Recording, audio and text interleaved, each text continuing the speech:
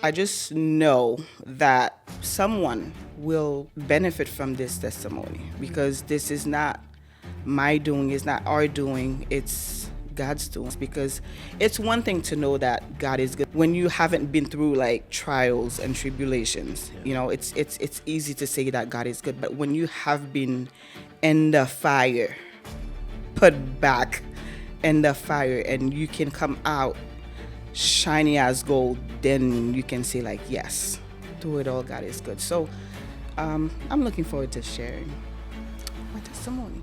Every day, everywhere. See the word is working, and I'm so full of praise. I testify. Hello, everybody. What's going on, fam? Hi, friends. What's going on, people? We are happy to be back.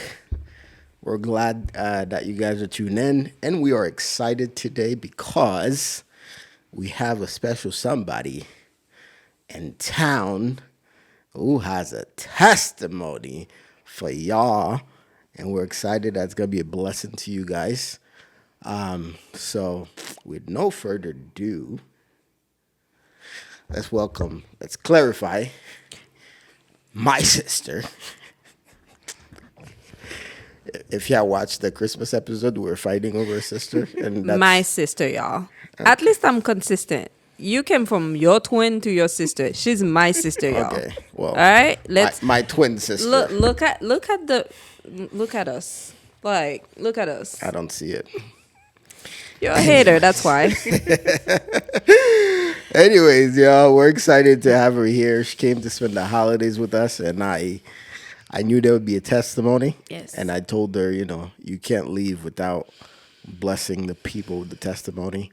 As always, we encourage people to testify of the goodness of the Lord, because the word asked us to do so, and it's only through testimonies that we're able to grow and get delivered and get hope in the Lord, to know that if He can do it for someone else, He can do it for us. Yes.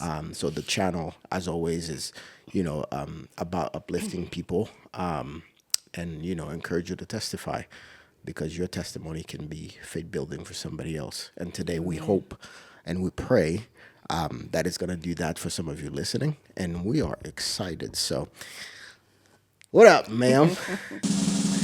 Hi, blessings. Oh, Not her All coming right. into the podcast calling. we blessed. apologize. We'll have to cancel this episode because It's testifiers, man. Blesties. blestifiers, at least, combine the two. It doesn't We work. are friends. We are blessed. It doesn't work. Blesties. Sorry. At least for me, when I come in, it will be blesties. Blestifiers. This part will be edited. So, all of our testifiers, I welcome you, my beautiful and wonderful twin, Sister. Nefti, as she like to call herself. Yes. My sister. Say hi to the people. Hi, testifiers. Thank you. Hi, sister. Hi, boo. Yeah, hi. You gonna introduce Well, yourself? ma'am. We're all Yes, friends here.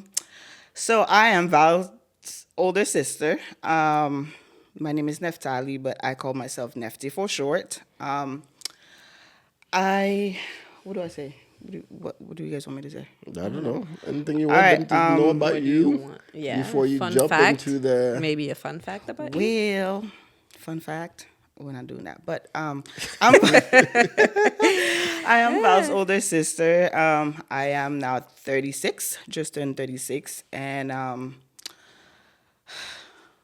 a few things about me. I used to be a teacher. I am currently finishing my master's to become a social worker, whenever that is. What else? I love my family. Fun fact, I love my family. I love spending See, time there with was them. a fun fact.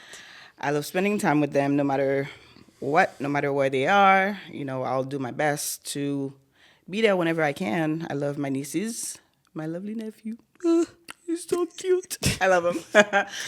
But yeah, I'm here. Well, I was here for the holidays, like my brother said, heading back home tomorrow. But we just wanted to spend the time, take the moment to share my testimony, because that was one thing that I said.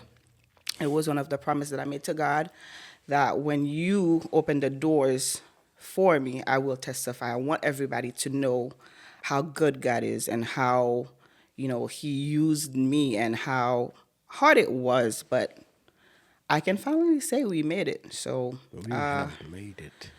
yeah, I hope, I have the strength to share get my through it? testimony, We'll pray to you get through it. I'll But be here to hold your hand. yes. We're gonna pray her through it. Yeah.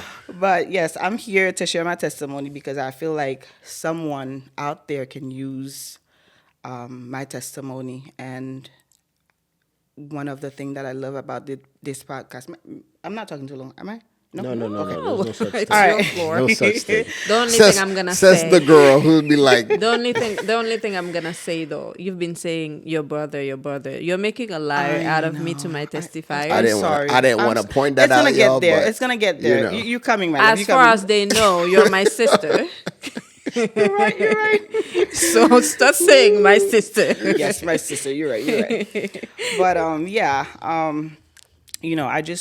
I just know that someone will benefit from this testimony, because this is not my doing, it's not our doing, it's God's doing. And like I was saying, the one of the things that I love about this podcast is the fact that it allows people to share how good God is, because it's one thing to know that God is good when you haven't been through like trials and tribulations. It's easy to say that God is good, but when you have been in the fire, put back in the fire, and you can come out shiny as gold, then you can say like, yes, through it all, God is good. So I'm looking forward to sharing my testimony.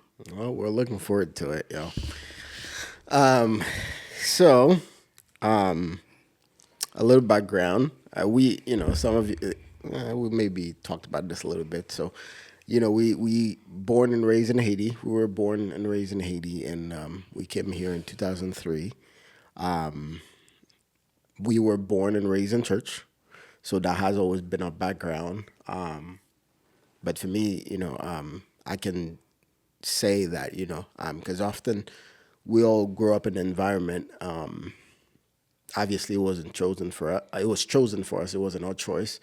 So it comes to a point where a lot of time, you have to make a decision. Do I stay and continue, or do I do something else? And I always tell my parents, especially my dad, I always tell them the greatest gift that they've ever given me was the gospel, and showing me what true marriage looks like, and loving family, and that was always embedded in me. But at some point, I had to make a decision to get to know God for me, because for as long as I can remember, and you can testify, going to church sometimes we had no choice, right? Sometimes we just wanted to play with our friends, but we would get a whooping if we didn't go. So we had no choice. So, we would end up going forcefully. So, once I got to that age where, I had to make that decision, I didn't want to be forced to do anything anymore. So for me, making that decision to get to know God for myself, not because my parents told me, or not because I grew up in that environment, but because I chose to, and that changed my life. And I know, people with the same background don't end up having the same story where they're still here, because a lot of people have church hurt or whatever the case may be.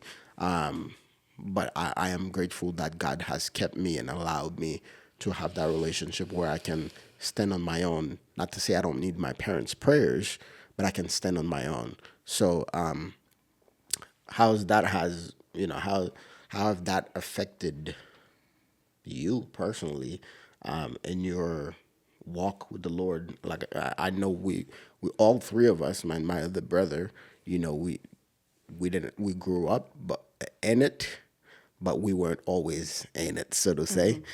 So for you, when did that become real, in a sense, and did the impact of growing up in that environment had an impact at all, and you staying the path and continue to follow?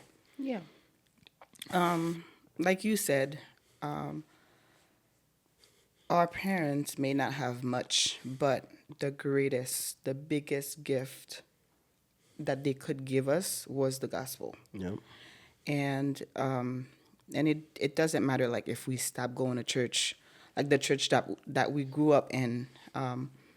It doesn't matter because they gave us that foundation. They planted something in us, Right. and we always knew that, to fear God, like that was not something we took lightly in our family, in Right. our household. So even though we left church, well, the temple or like the building, Right. we didn't leave God. Right. And for me, if you can remember, sister, like my journey started back in 2020, right when COVID hit. I was going through some personal stuff, and I decided to, and I think that's the first time I ever did fast and give it my all. So it really started for me in 2020, where I was like, okay, you know what? I need to seek God. Like, even though at the time I was seeking God for, Different things that reasons. things that I wanted or I thought that I needed, but still that's where the foundation started, back in 2020. And I can say ever since then, since 2020, I've grown. And I remember I was telling you the other day, and I said, man, where we used to be 4 years ago, we've come a long way. Right. It has been a journey, and I can say last year was the year that really brought me closer to God. End of 2023, really into 2024 was the year for me. And why is that? Because I feel like, one, when the year was ending, I said something. I said, Lord, I want to go closer to you. Not just because there's a lot of things that I'm seeking, but I just needed that. And I feel like also you guys played a big part of the reason why I wanted to grow spiritually. So and it was just one of those prayers, and I said, Lord, I need to go closer to you. And it's good to be in church and to be you hear people testify, you hear people tell their stories, but it's okay, we go to the same church, Right. we are listening to the same message, but Right. why are you getting something different that I'm not getting? So I needed to change that for myself.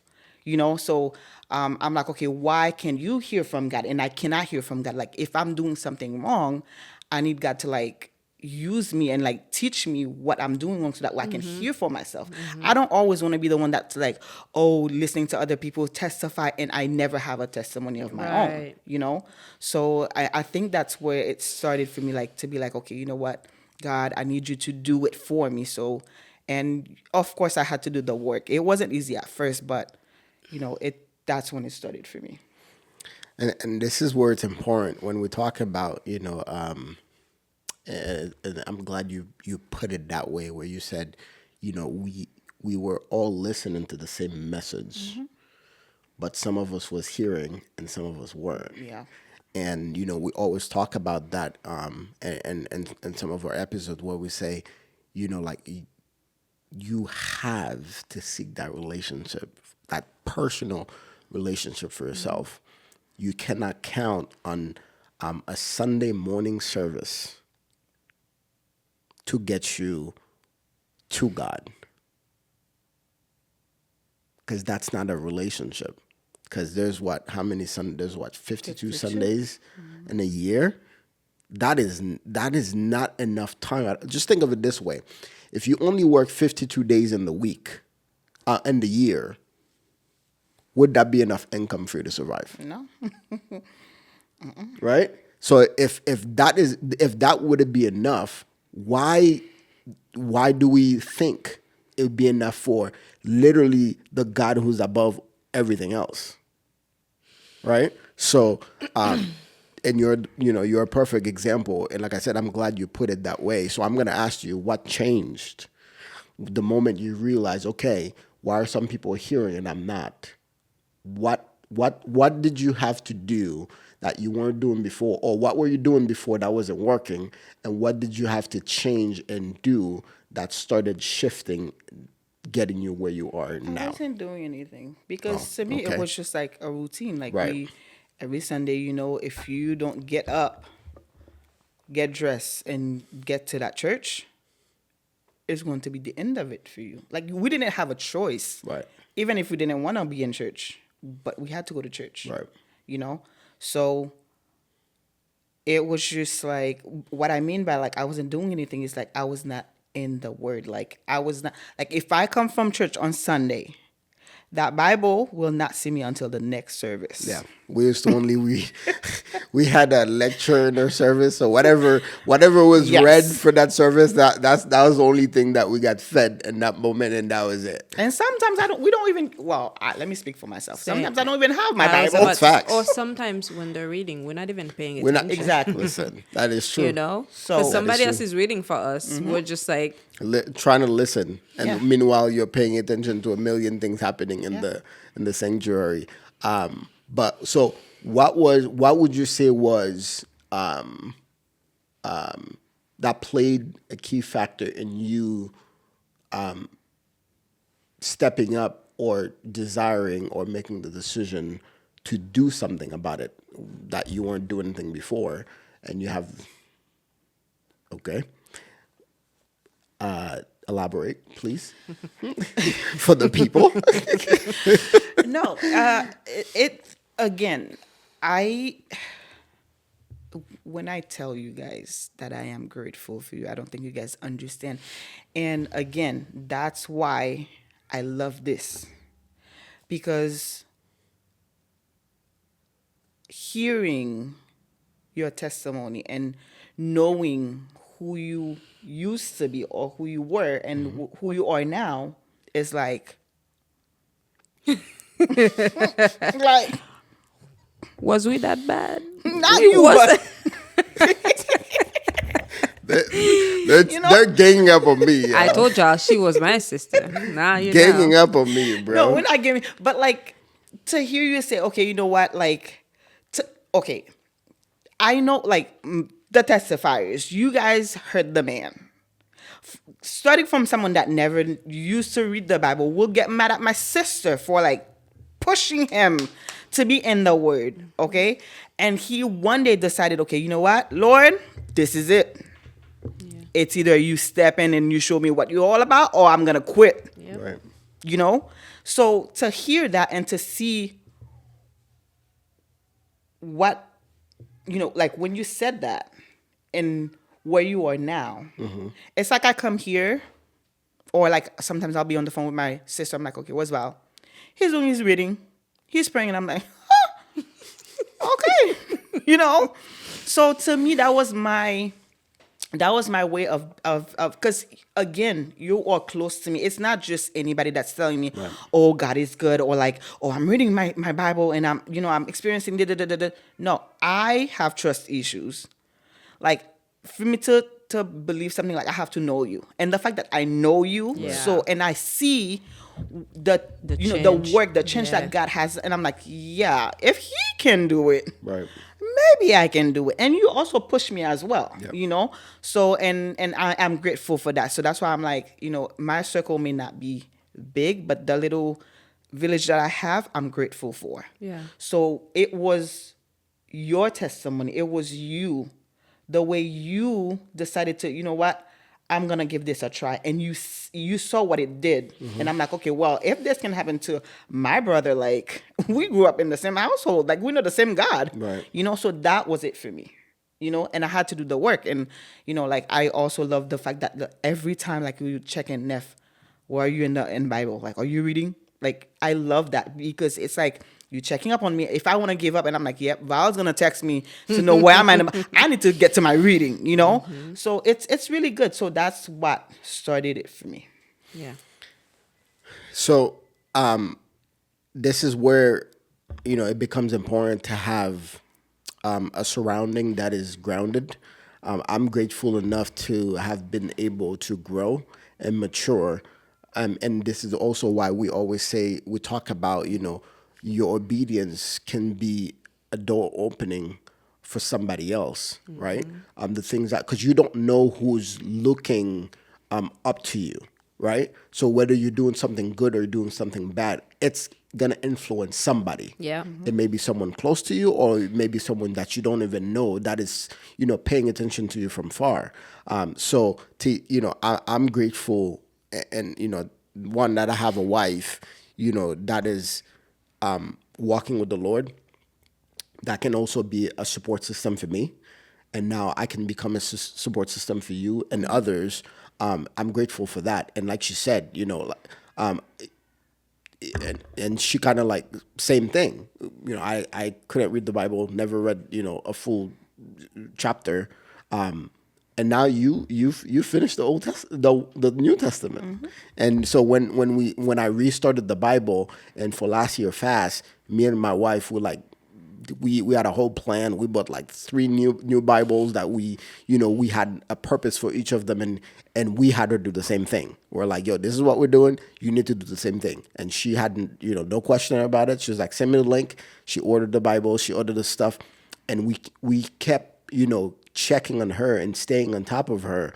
And every day I'd like, yo, I just read this. And because we're following the same thing. So I'm like, did you do yours? Blah, blah, blah, blah, blah, blah. And now you're able to finish the New Testament. And for the first time in your life, and you're 36, and it is such a beautiful things to see, when you are intentional about God, what you can accomplish.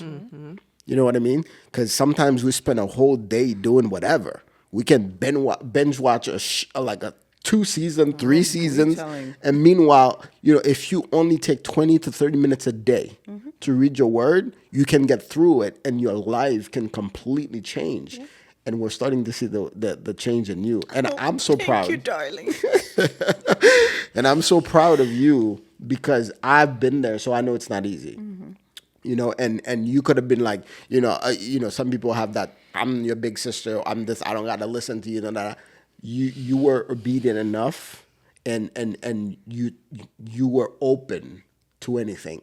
You know what I mean? And I'm grateful for your life now, and I'm so excited to continue to see the growth and what God is going to be doing for you, and which is why today is so important, because now you have a testimony that I believe that is going to be blessing so many people that has gone through or still going through what you've been going through.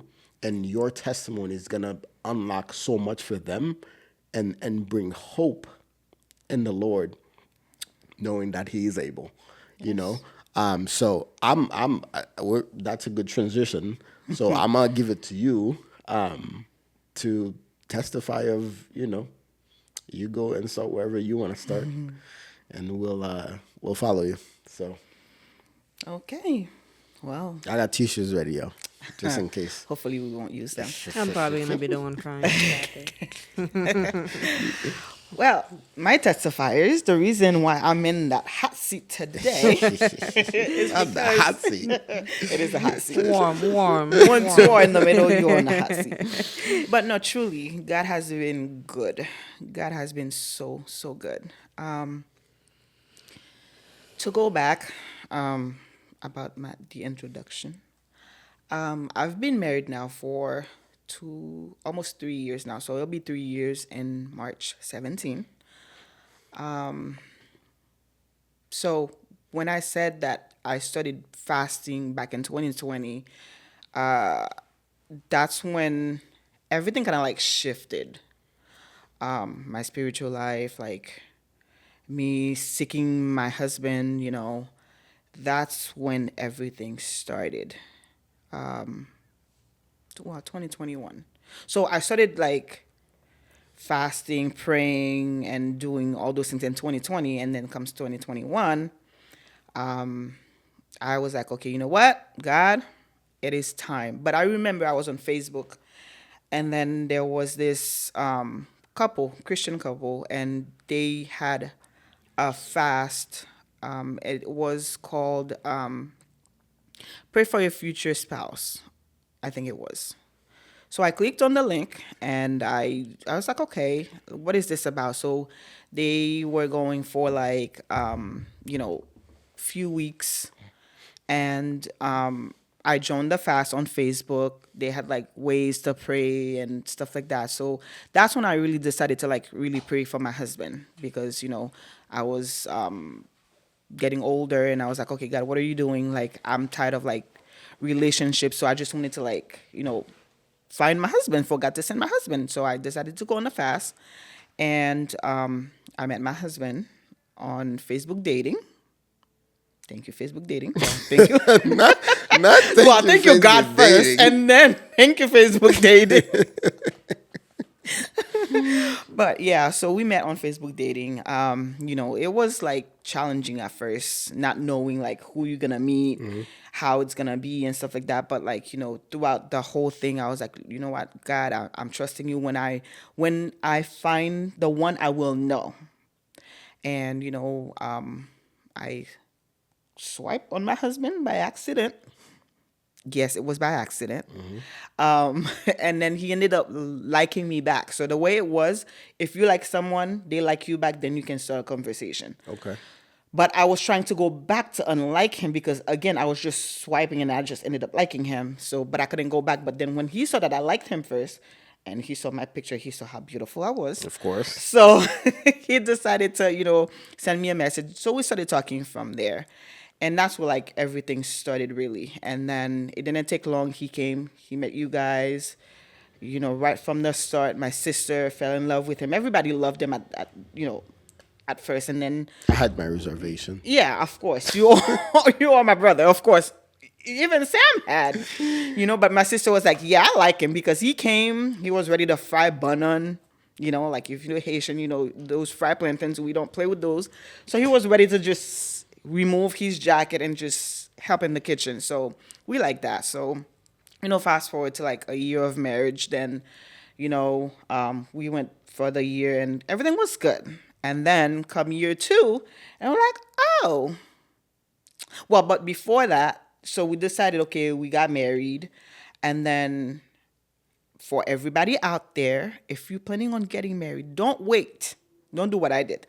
Don't wait for you to like get tested, get all your blood work done after marriage. Get to know what you're dealing with or what you're facing before you get married. So for me, it was, okay, we got married, and then we were like, oh, let's just get all those tests, going. So come year 2, but going back, I used to have, I didn't understand what it was, but like, as a female, if like once you get your cycle that one time, every month it's supposed to be like regular on time, But like for me, it was like sometimes it would be like 2-3 months without having my period. And I'm like, I didn't think nothing of it, because of course I'm not doing nothing, but it's not like, oh, you're pregnant. Like, no. But I never like understood what that was. To me, it was like, okay, you come, you don't come. I'm not doing nothing wrong. I have nothing to worry about. So let's just keep it going. But so when I got married, it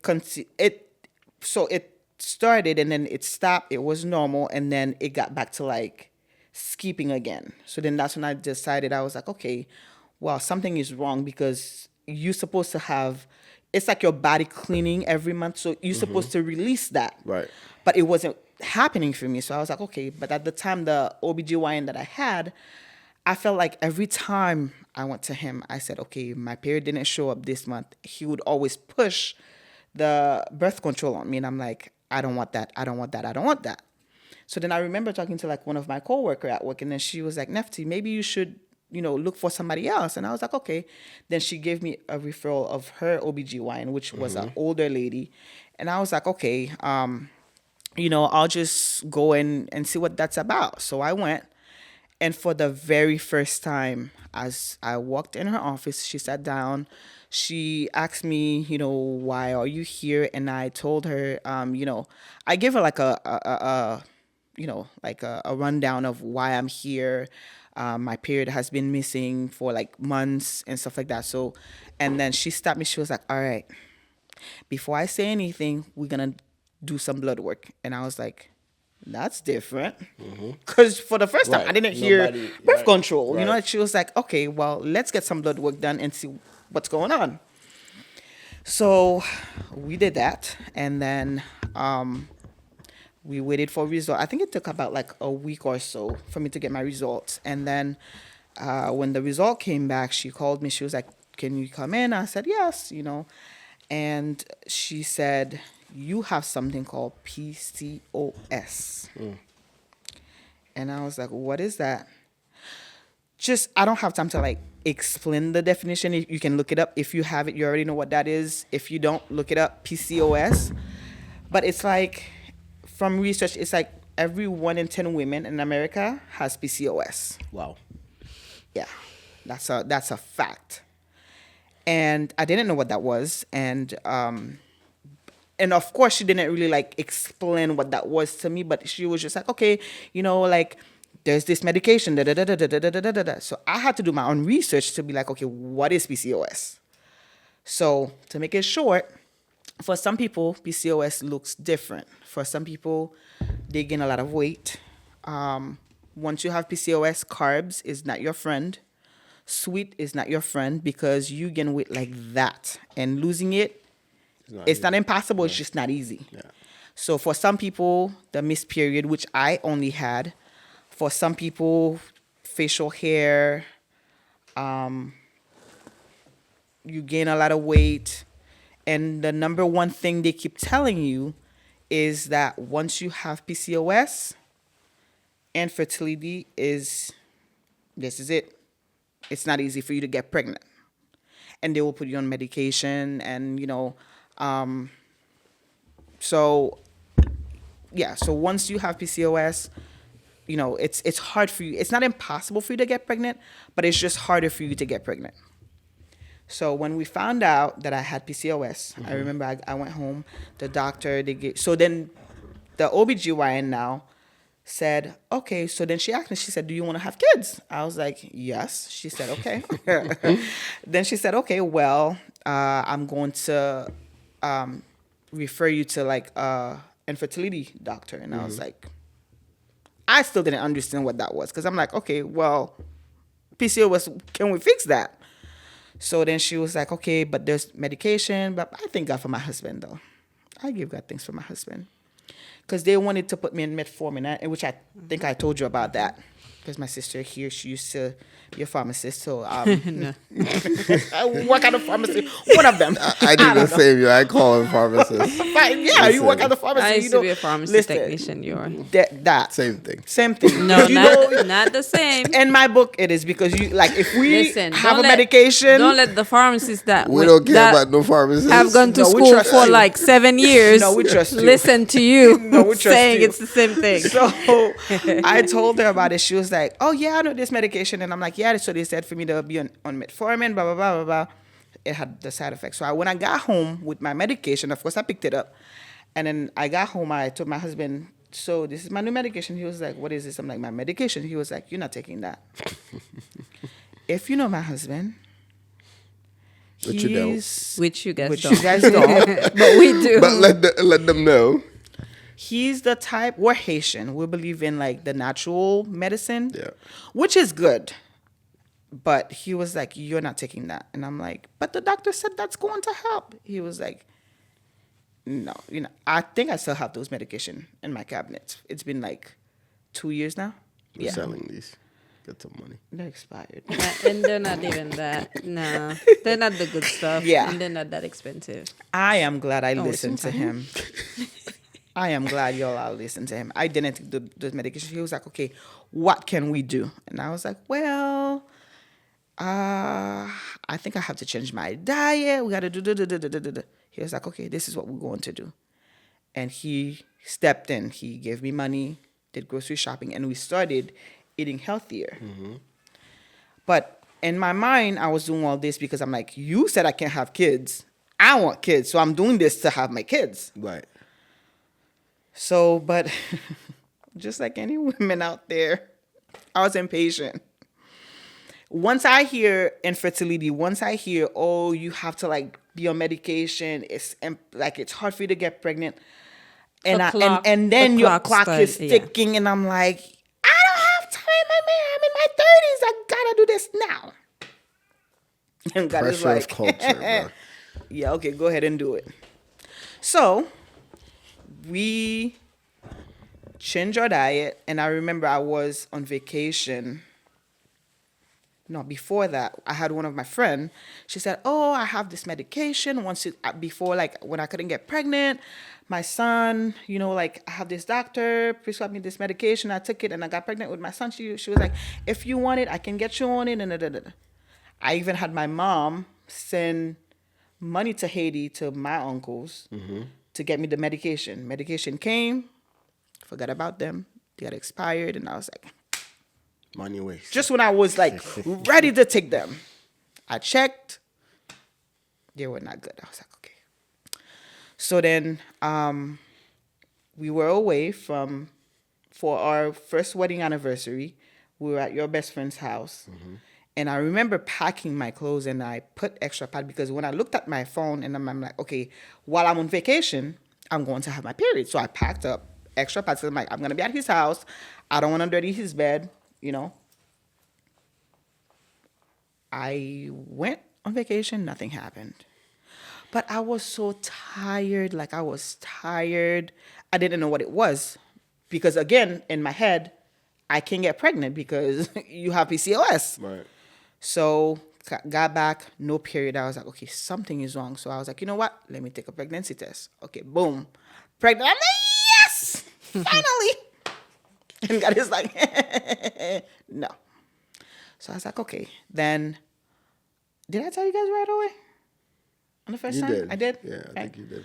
So I told them, and I think I was like maybe 5 weeks pregnant. Yes. Because when I remember that because when I called the infertility doctor, she could only see me if I was 5 weeks. So I went, she checked, she was like, yeah, I see the little, at that time it was like a little chocolate chip. She was like, yeah, there is something there, you're pregnant. And then I was like, okay. And then a few weeks later, I went for another checkup. And then the doctor is like, she was silent. I'm like, is this supposed to be like this? Because this is my first baby. Like, you're not talking to me. Like, why is it so quiet? Then she said, well, it was the nurse. Then she said, oh, I'll have you see the doctor. And I'm like, okay, something is wrong. It's never good news when you I'm hear like, that. I'm right here with you. Just tell me. Yeah. So then finally saw the doctor. And then she was like, oh, my God, I'm sorry. But sorry to tell you that the baby... Wait, no. We started, yes, before that. So I didn't take the pills, but then I started a treatment. Okay. I started a treatment. And it was so painful, y'all. I don't wish that on nobody. And the treatment was so hard that sometimes it was just stressful because like you had specific time to do it. And you had to like... the things that you don't like, get that needle and just inject yourself in your belly and just so sometimes it would bruise and all that stuff. And I remember one time I went out with my husband. He had to go see a friend, but the medication has to be cold. So God is good, y'all. So I carried the medication with me. So I packed ice and put it in. Come midnight, I needed to take the shot, but we were still out. And I'm like stressing him. I'm like, we need to go. He's like, babe, calm down. I'm like, I need to take the shot today. Because like you had to like take 3 in order. So it was pretty much like forcing my body to like ovulate. So the eggs were not ready. Right. But with the medication, it's just kind of like just pushing got it. you know. Fertilizer. Yeah. So that's what the medication was doing. So so then I remember I'm like, I was so mad. I'm like, we need to go, because it was my last one. And then he was like, okay, you know what? I'll pull over. Just do what you got to do. And I'm like, you're not gonna help me? He was like, no, you do it. He said, because you're stressing me out. And I was like, all right, I want my kid. Forget you. So I was like, I rubbed and I'm like, okay, well, we're ready to go home. Went to the doctor, waited 2 weeks. But I think I did that like 2 or 3 times. And every time she would call, it's always like, I'm sorry, you're not pregnant. Wow. And I was like, okay. Then I ended up getting pregnant. And then the baby, at 5 weeks, it was okay for what it was at 5 weeks. After that, 2 weeks later, I had a doctor's appointment. The baby was just like the same. No, it was just literally the same. No growth. No growth at all. And then that's when the doctor was like, yeah, your body most likely will reject it. You're going to have a miscarriage. It was the first time I heard the word miscarriage. And then I remember being there and she said, do you want us to do it or do you want it to happen on your own? And I was like, you know what? I did not put that baby in there. I will not touch that baby. She was like, okay, it's going to be painful. But she was like, okay, I'll give you medication. You know, just if you stop bleeding, if you can control the bleeding, then come see me. And I was like, okay. When it happened over the weekend. I couldn't go see her because she was nowhere to be found on the weekend. Right. But I took my medication. It happened. I cried. And I remember, I remember that because I remember we also, you know, it's hard when you're a believer and you have faith for something, right? And the process of that thing happening, if it doesn't work out, it can either push you to the brink of losing your faith, or it can push you closer to God. Because I remember, and I said to you, and I said, I think we both told her, we were like, you know, don't take whatever they're giving you to cleanse your body, because if God truly put that baby inside of you, he can revive the baby. Yeah. And that's what we stood on. And I remember we were praying, standing in the gap on her behalf and be like, Lord, let your will be done. Right? So I remember and when you called and said, blood started to come out and we're like, and then we had to be, and again, going back to the importance of having a circle, we had to be strong for her because she was going through it. Emotionally, you need you need people that are strong also emotionally, because if you're weak, you can have people emotionally weak with you. You need people that can stand the test and push for you when you can't. Yeah. But go ahead. Yeah. So it happened, and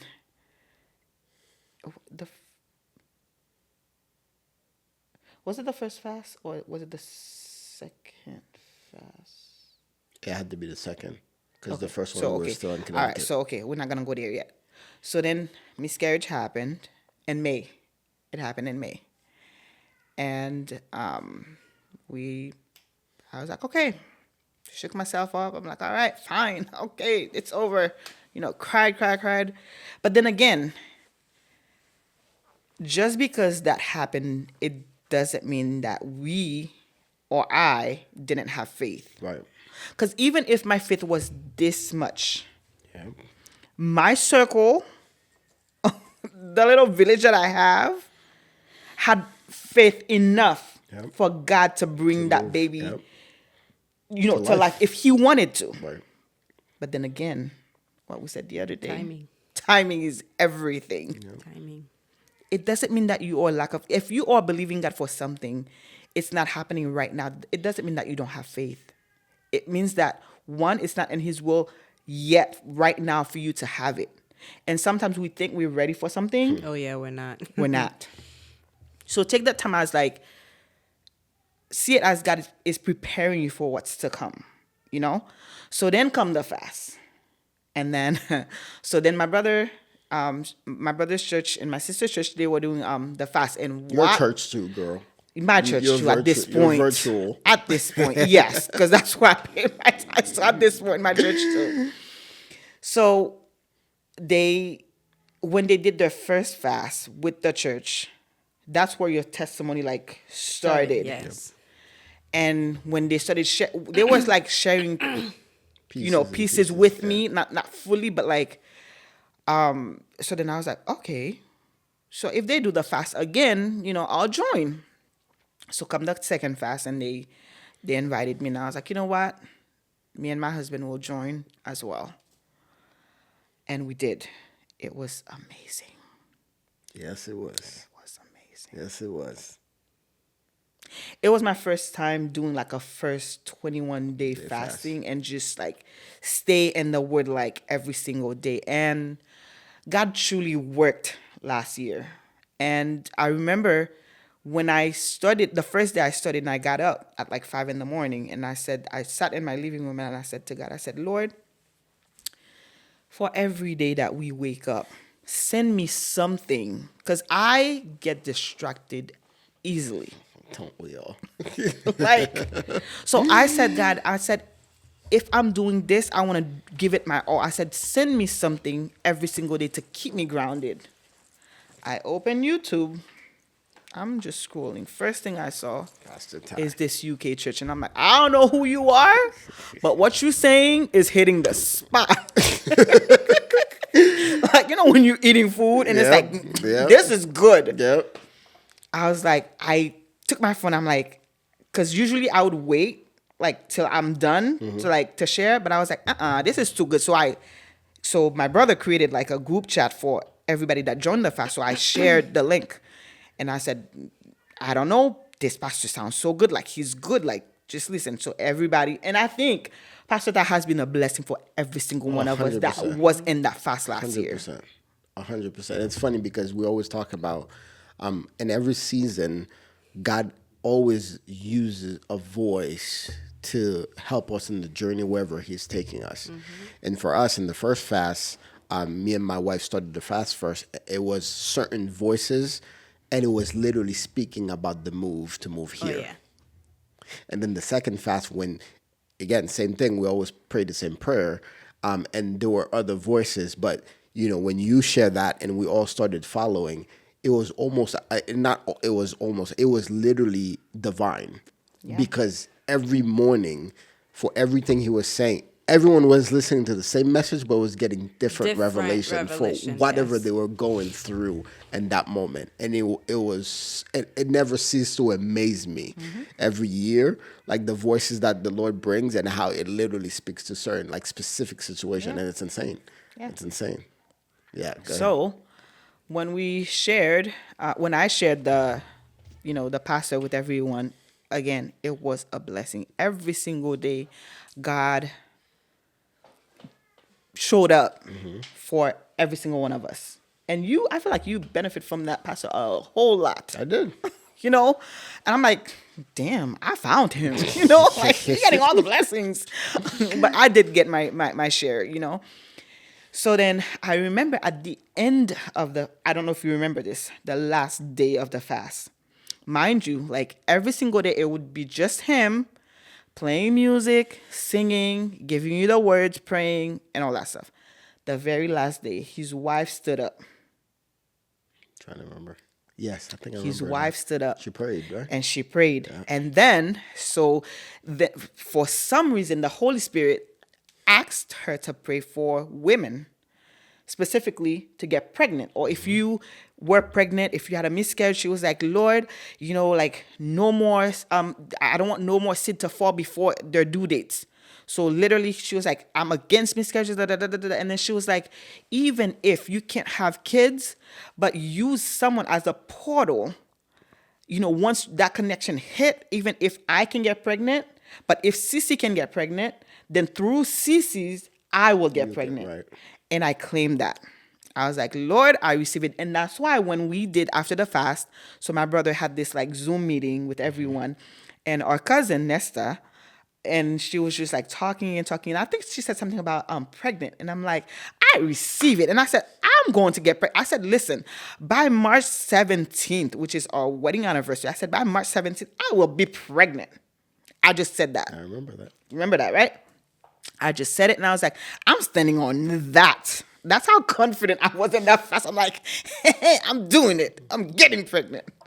So then, of course, then fast forward to after the fast. But then because I knew I had PCOS, I then started like to change my diet. Like I got to a point where I lost a lot of weight, and you said, "Neff, please stop. Yep. You look like a stick. It Please was too much, stop." bro. It was too much. I had to get very serious. I'm like, okay, I can do this. Like I give up everything that was good. I gave up, and then this guy was like, "Please stop. You're going to break." Yep. I was this skinny, y'all. Like he said, "Please, I'm begging you, no more." Yep. So then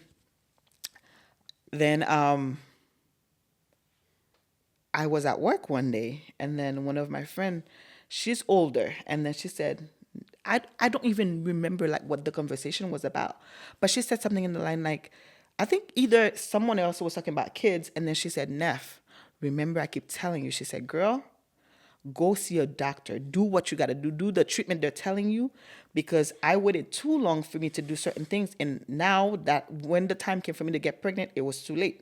So she said, "I don't want you to go through what I went through. So just get to it." And I was like, I remember telling her right in the kitchen at work, I said, "The next time I get pregnant, I don't want no friends, no doctor, no medication to take credit for it." And I stood on that. But then God has a funny way of slapping you like, "Remember what you said?" So then I got pregnant. And then again, on the second time I got pregnant, the second time. And then of course it was again around our wedding anniversary. It's always March. And then the miscarriages always happen around like May. And I'm like, "God, what are you doing? Why are you doing this to me?" So then I remember calling my infertility doctor again, because sometimes like if we don't have like an appointment, so we'll do like a Zoom call. And she was like, like, "Are you like calling to set up like another meeting for like treatment?" I'm like, "No, actually I'm calling you with good news." She was like, "Yeah." And I said, "Yeah." So she said, "What's going on?" I said, "I'm calling you to let you know that I'm pregnant." She's like, "Oh my God, congratulations. Da, da, da, da, da.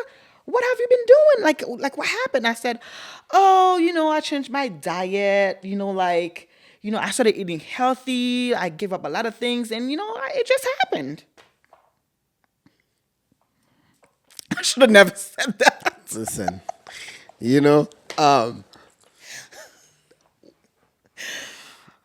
it's a slippery slope, yo.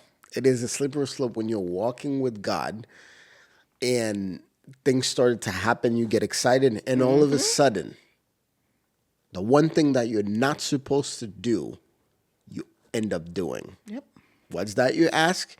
Taking glory and credit for what God can only do. Don't do it, y'all. Then you start giving credit to, like in your case, my diet, this, Yeah. and God is sitting in there looking at you like, "Keep going. I'll wait." Yeah. And then what happened? So then she was like, "Okay, da da da da," So then she said, "How far along are you?" I'm like, "I don't know," but then I put it on my phone. So she was like, "Congratulations, blah, blah, blah." I was like, "Okay, thank you." So then I went to see my OBG, and I think at that time I was 7 weeks pregnant. And when I went, 7 or 8 weeks pregnant. I think it was like around like 7 and 8 weeks. And this time, the baby formed. The baby had a heartbeat. And she was like, "Yay, second time, yeah, heartbeat." And, she printed the pictures for me. And I remember calling you guys. I'm like, "Did I tell y'all by March I was going to get pregnant?"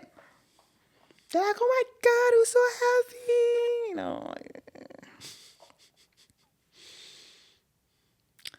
So then the doctor scheduled me for like my 10-week appointment, because I feel like because of my first miscarriage, so she wanted to see me like right away. Right. And then, because they usually tell you like 10 weeks, that's when you come in.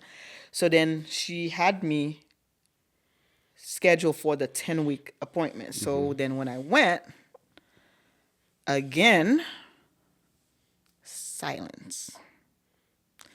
And I'm like, "We're not doing this." I'm like, "What is going on?" Right. I said, like, "Talk to me. Like, what's..." She's like, "Oh, yeah, I don't know. It's hard to tell. Like, maybe I'll just, do the ultrasound another way." And I was like, "Okay, take your time. I got all the day. Like, do your thing, And she checked, she turned. I'm like, you hurting me at this point? And she's like, I was like, okay. Then she was like, the doctor will see. She's like, you can get dressed, the doctor will see. And I was like, And you're like, again? Here we Yeah. go again. but it didn't hit me yet because I'm like, okay, we had a heartbeat at least. You're not telling me something like maybe Right. something is wrong. Like I didn't know at this point, like my baby would be dead. So then I'm sitting there. She's like, oh, Neftali. And she's an old lady. She's sweet, but I'm like, lady, get to it. She's like, Neftali, I'm sorry to tell you, we didn't find a heartbeat today. And I'm like, huh? I said, but I was here 3 weeks ago. Like, what you mean? She was like, yeah, I know, but today no heartbeat. I'm like, what do you mean today no heartbeat? Like, what happened? And she was like, trust me, it's nothing that you did. She was like, that's how miscarriages work. She said, sometimes your body just is not ready. And I'm like, but we had a heartbeat though. I'm standing on we had a heartbeat. Right. She said, I'm sorry, my dear. Like, again, do you want us to do the process? Because at that point, the baby this time was bigger than the previous one. Yep. So then she said, this one might be a little bit painful. So if you want us to do it, we can. But if not, you can do it at home. And I said, I told you before. I'm going to tell you again. I did not put the that baby in there. Yeah, you have to get it Not out. touching it. Yeah. So I remember leaving her office. I called my husband. He was like, what's going on? I'm like, the baby don't have a heartbeat. I said it just like that. Just drop it on him. He was like, what do you mean the baby don't have a heartbeat? We had a heartbeat like 3 weeks ago. I'm like, I don't know. I said, I gotta go. I hung up the phone. He was calling. I'm like, nope, I'm not talking to you because right now I need to be in my worship mode. I put worship music, y'all. Like you can't tell me nothing about my faith, okay? If it was for faith, this baby would have been here. Put on my worship. And I think my sister knew I was going to go to the doctor's appointment. She said, let me know how everything is going. I said, okay, I'll let you know. Got in the car, put my worship music on. I worshiped throughout going home. I worshiped. I got home. I had this little onesie at home. I got home, got in the closet. I took it, put it on the bed. I laid it on the bed. I was praying. I was worshiping. I did not cry. I worshiped. I prayed. On the little onesie, I'm like, Lord, do your thing. And then I called my sister, and then she was like, what's going on? I'm like, well, I break it down to you guys. I'm like, they said the baby didn't have a heartbeat. And Val was like, what you mean? I'm like, I don't know. That's what they said. But I was strong, y'all. I was strong up until my husband got home. Mm-hmm. And he just looked at me, and then like when you can look at someone and he want to say so much, but he's just like, he doesn't want to hurt you. Right. And I just bust out. I could not hold back the tears. And I think it was going to be like around Mother's Day. And then Pastor said, so I think you either like said Happy Mother's Day or you said something, and then Pastor stood up that Sunday and he said, even though you're not a mother yet, like, but the fact that like you something like you carried or something like you are a mother. Right. And then I remember you texted me and you was like, I'm so sorry, I was so insensitive about like you because like, and then you apologized. You was like, Happy Mother's Day. I broke down even more. I'm like, it's Mother's Day. No, my mother. I was literally going through the miscarriage like in that like weekend. Yep. So this time around it was harder again because the baby grew. And then I literally had to like push. The medication they gave me worked, but like because the baby was already like started to form, so it was harder. Like I couldn't pass the blood. So I got to a point, y'all. It's so graphic, but I have to say it's part of the testimony. I was with my aunt on the phone at that time, Tikam, and because she also has been through it, so she understood what I was going through. Mm-hmm. And I remember I'm on the toilet. This big chunk is just stuck in between. And I'm like, and they're like, you have to push it out. And I'm like, I can't push it. And I'm like, it was so painful. And I'm sitting there, I'm looking at my baby hanging. Wow. And I'm like, this cannot be it. And I remember then I called the doctor, and then it was over the weekend. So they have this machine that answers, and then they transfer the call if it's an emergency. And I told them what was happening, and they said, well, but before that, the doctor said, because this baby is 10 weeks old, she said, what I need you to do, she said, it's going to be hard, but I need you to grab whatever is coming out because I want to test it. And I was like, you want me to do what now? She said, yeah, she said, it's painful. It's going to be emotional, but try your best. And I was like, okay. So when it was stuck in between my legs, and I'm like, I'm seeing it. I'm seeing how big it is, but I can't push it. One, I'm emotional. Two, I'm like, this is really happening again. Because the first time I didn't have to go through that. It was just Right, blood. But this time around, like, it's like you're pushing a dead baby out of your body.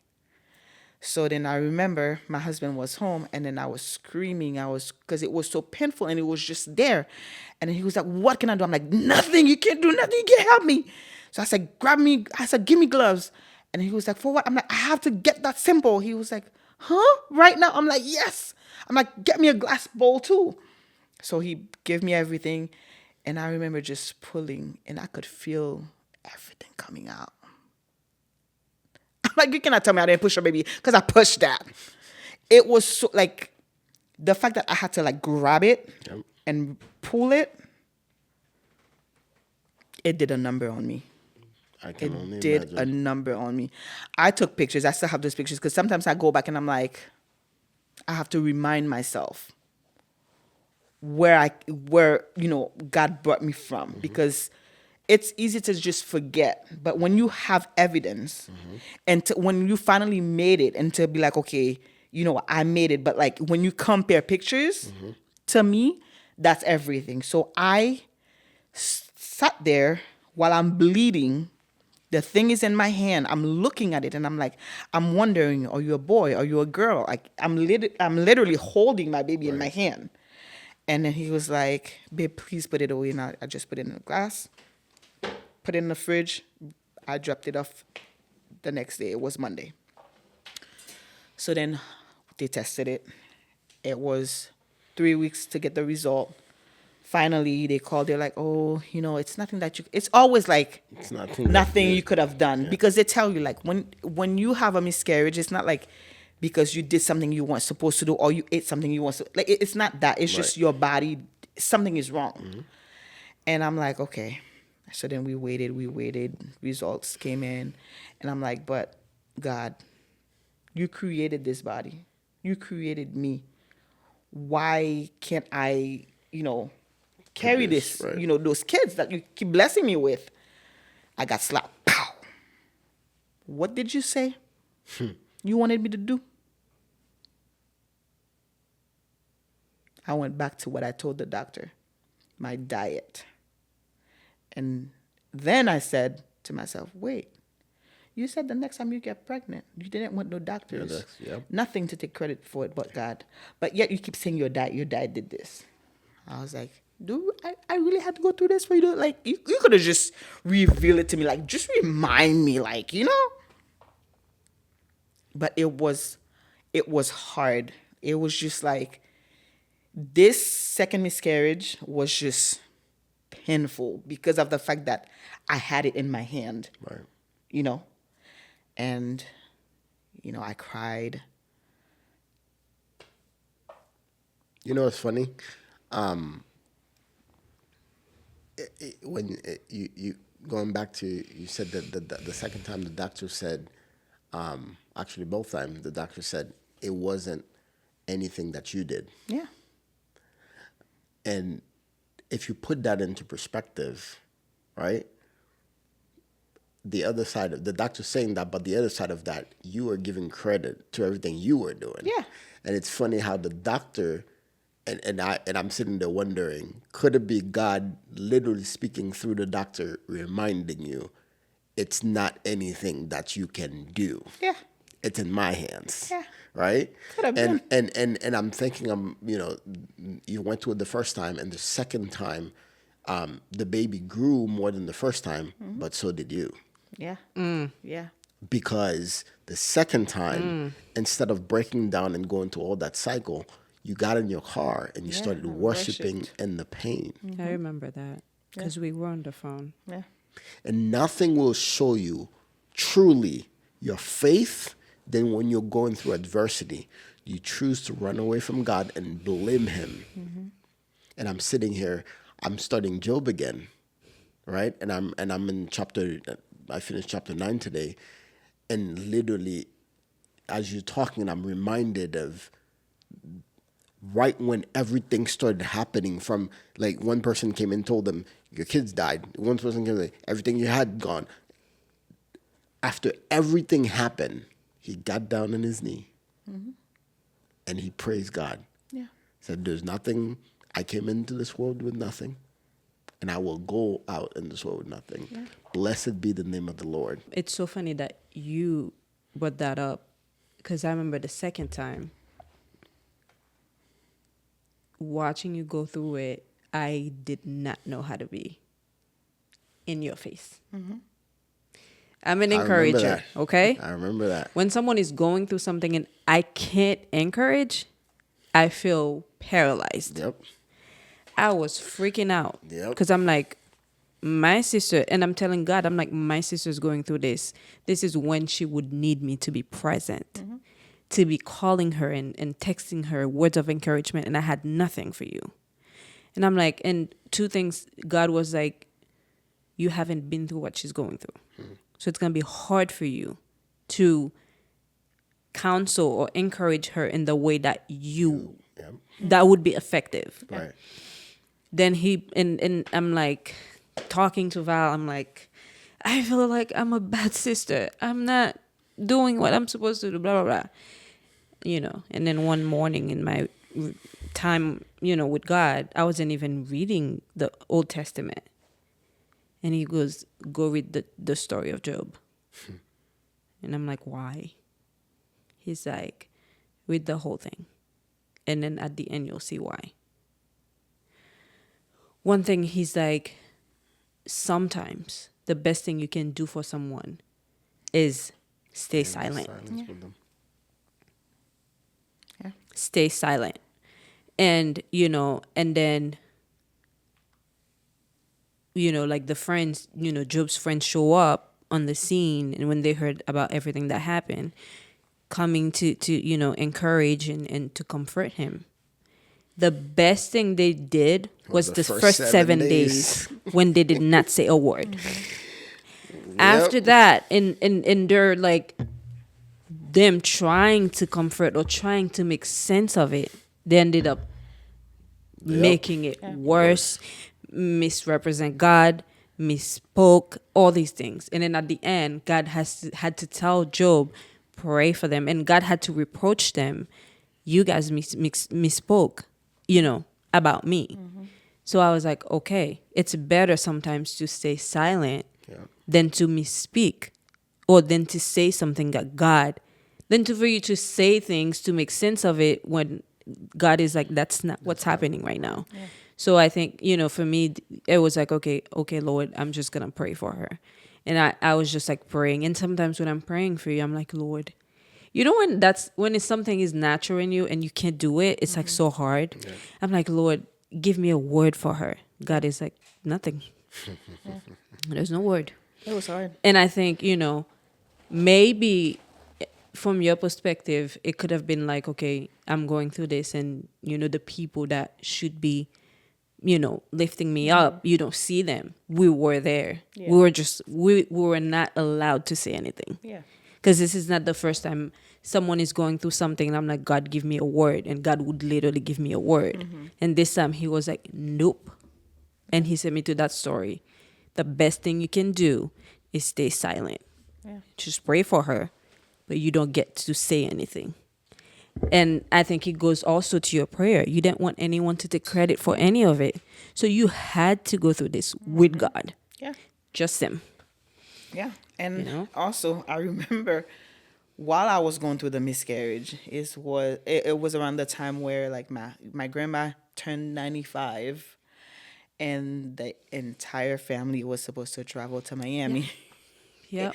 We were all supposed to travel, and I got the news the week of, because we were traveling like over the weekend, and I did not tell my parents because I didn't, me going to the, my grandma's birthday party, because, she's getting older, she's sick. So we really like wanted to like have everybody there just in case if God wanted to call her home. But we wanted all the grandkids, great grandkids to be there, So I didn't want that to be like a sad moment while we're just going to like have a good time. So I kept it to myself. And I remember when we got there. So one thing I never told you, and I finally told my husband the other day, we were watching the new movie, the Mary movie that just came out. So we were watching that, and then there was a part in the movie where like Mary went to meet Elizabeth, and then when John was still in Elizabeth's belly and stuff like that. So I told him, I said, I'm gonna confess something to you. He was like, "What's that?" And I said to him, I said, when they told me my baby didn't have a heartbeat, because do you remember when we did the fast the last day, how Pastor Ty's wife stood up and prayed, right? Yeah. So then she said something about like you can be like someone who's pregnant can be a conduit. Yes. So me going to Florida knowing that my baby didn't have a heartbeat, and I'm going to announce, she's going to announce to my parents that she's also pregnant, because at the time we were both pregnant. You know how hard it was? I was like, it was. Did I ask you? I remember asking you, maybe I shouldn't do it, and you're like, don't do that. Yeah. I told her, listen, it's your good news. Share it with everybody.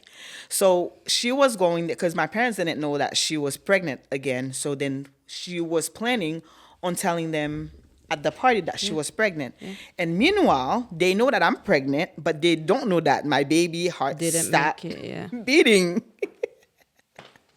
So then I'm thinking, so as I'm going and they were driving, and I was like, in my head, I'm like, I have hope. And my hope was when I see my sister, little John,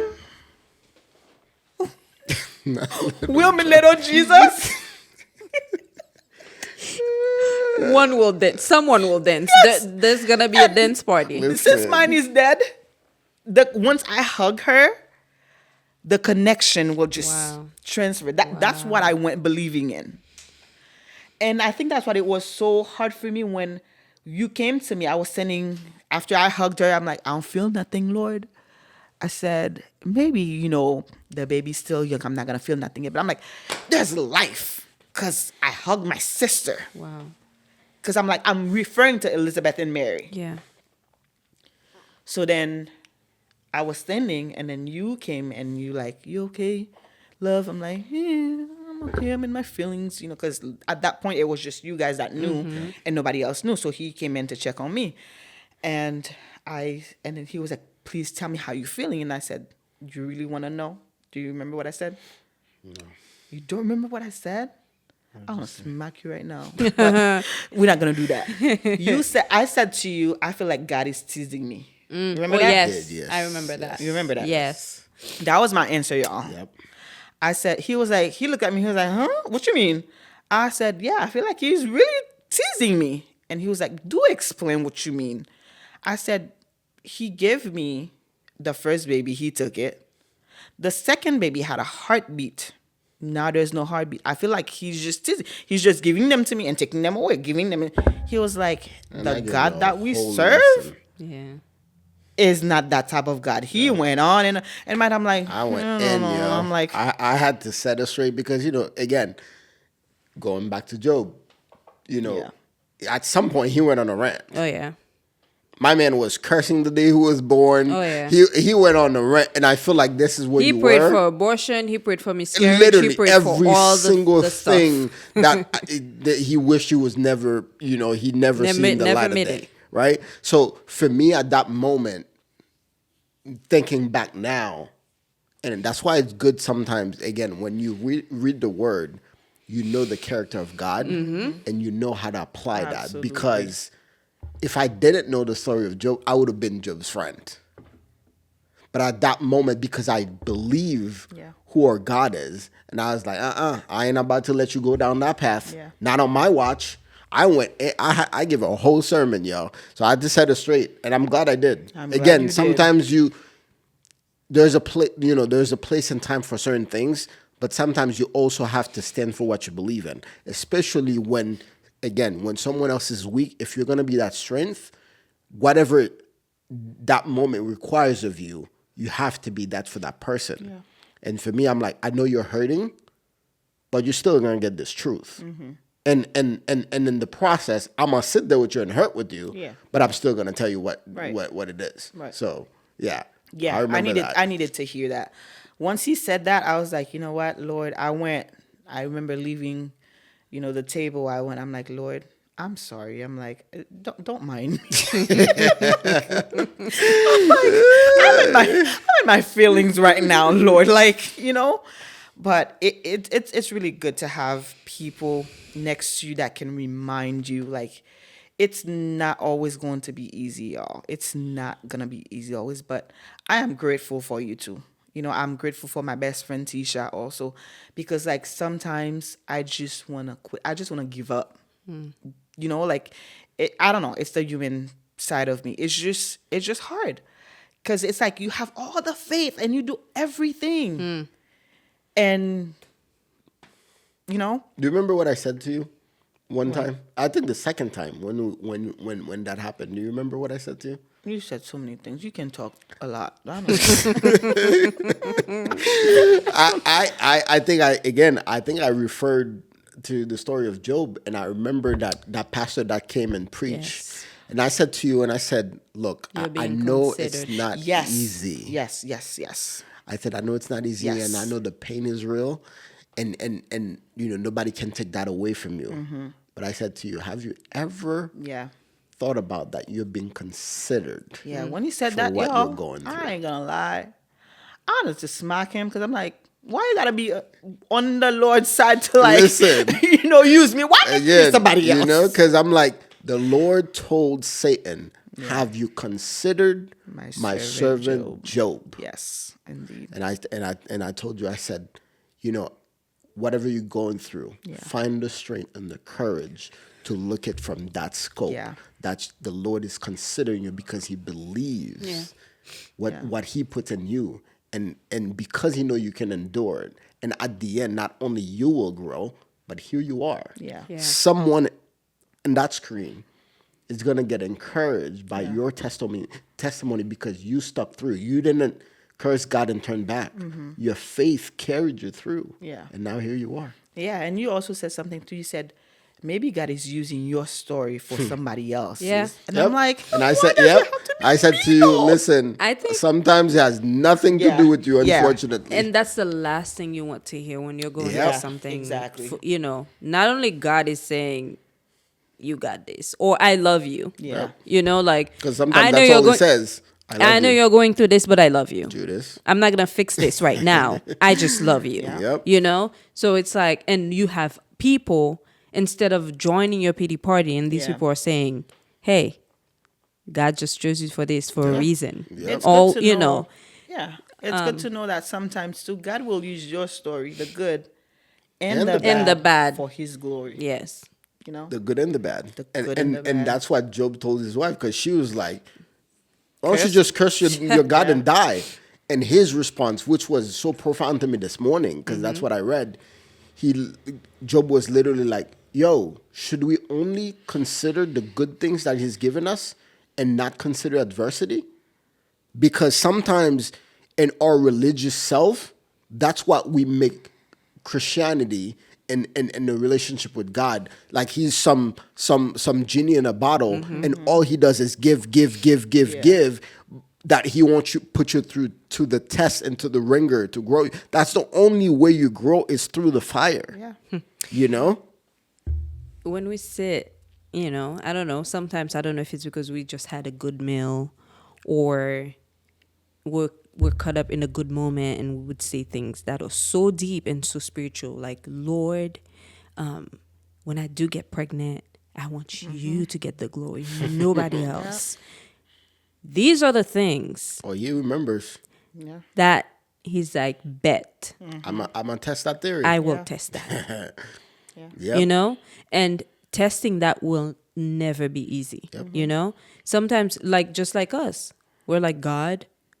I remember when we decided we don't want to date anymore. Let's get married. We had nothing, Literally. not a dime. And God just, made it happen because we got on our knees and we said, Lord, we want to do this to glorify you. So starting with our marriage, starting with our lives, marriage and children, let everything that we do and everything that we have glorifies you. Yeah. And The journey, the journey, and I think we're still on that journey. 100%. It's not easy. Nope. So you can't just say these things if you don't mean them. Yeah. So he had to put you to test. Yeah, he had to. Because even like when we did the fast and, and again, if it was for money, if it was for prayers, if it was for faith, I would have like 10 two babies right already. now, So, because we all believe, and I remember when we did the first fruit offering, and Pastor asked to write what you are believing God for. Again, people, even if I didn't have the faith, you had it. Yep. You had it. Everybody else that did the fast, my parents had it for me. Why didn't it happen? Yep. And I remember I couldn't decide what I wanted him to put on the envelope for me. And he just And I said, I got it. put his message on it. And then he sent it to me. I'm like, bet. That's what we're going to do. Yep. And then by was March. December 31st last that was year. December. And I was like, okay. And then the miscarriage happened. And I'm like, what is this? Come on, man. We've been there. But one thing was just, I'm grateful for like growth, spiritual growth. Yes. Because like, and there's one thing I'm confident in, like, no matter what I go through, I know the God that I serve. I know he would not just put me in the fire just to put me there. Yep. I know once I'm in there, it's like as gold. The more you put it in the fire, when you take it out, the shinier it gets. That's me, So, and I feel like that's the reason why I didn't lose my mind when it happened the second time, because I'm like, okay, this time around, I messed up. Nefty, you messed up. You didn't keep your word or whatever, but God is testing you. Yeah. But another beautiful thing was, and we say that often, if God puts you in a fire, right, whatever you're going through, if he puts you through it, Yeah. if by your faith believing, there's a timeline to come out and you don't come out, right? Just because you're not delivered from that situation in that moment that you thought you were going to be delivered, doesn't mean he's not with you. Yeah. And the whole time he was with you Yeah. and all that. Yeah. And all he was waiting for is for your words to align with your faith. And that was your problem. Yeah. Because you had faith, but you kept literally crediting the wrong thing Right, instead right. of the one thing Right. that could do the impossible. Yeah. And man, we went like through the summer, like it was hard, but one thing was never shaken is the fact that I stayed in the word. Like every churches that had like revival or what, I didn't need to be a member. You asked for a first fruit offering, believing God for something. You had it. You ask for whatever, because me personally, I'm a giver. Like if everybody knows me, you say Nefty, I got you. If I know you need something, I'm not gonna wait. I give. She's the spoiler. I am. And I be on her about that, because I'm like, listen, people will purge you because they know your heart. She's the one who'll get mad at you for not taking anything from Yes. her. Yep. She's that one. I'm that that. I'm person. that. So when it comes to like God and God's kingdom, Yep. things that need to be done financially, if I have it, best believe I'm going to send it. Right. I don't need to be a member in that church. And that's why like different churches, and I was talking to my best friend over the weekend, I'm like, I don't know how many first fruit offering I've given. My husband's going to kill me. You can edit that part, right? But anyway, like it's not just because I know, like by giving Giving, the you'll money, get I'm going something, to get something. No, because everything that I have comes from God. Yep.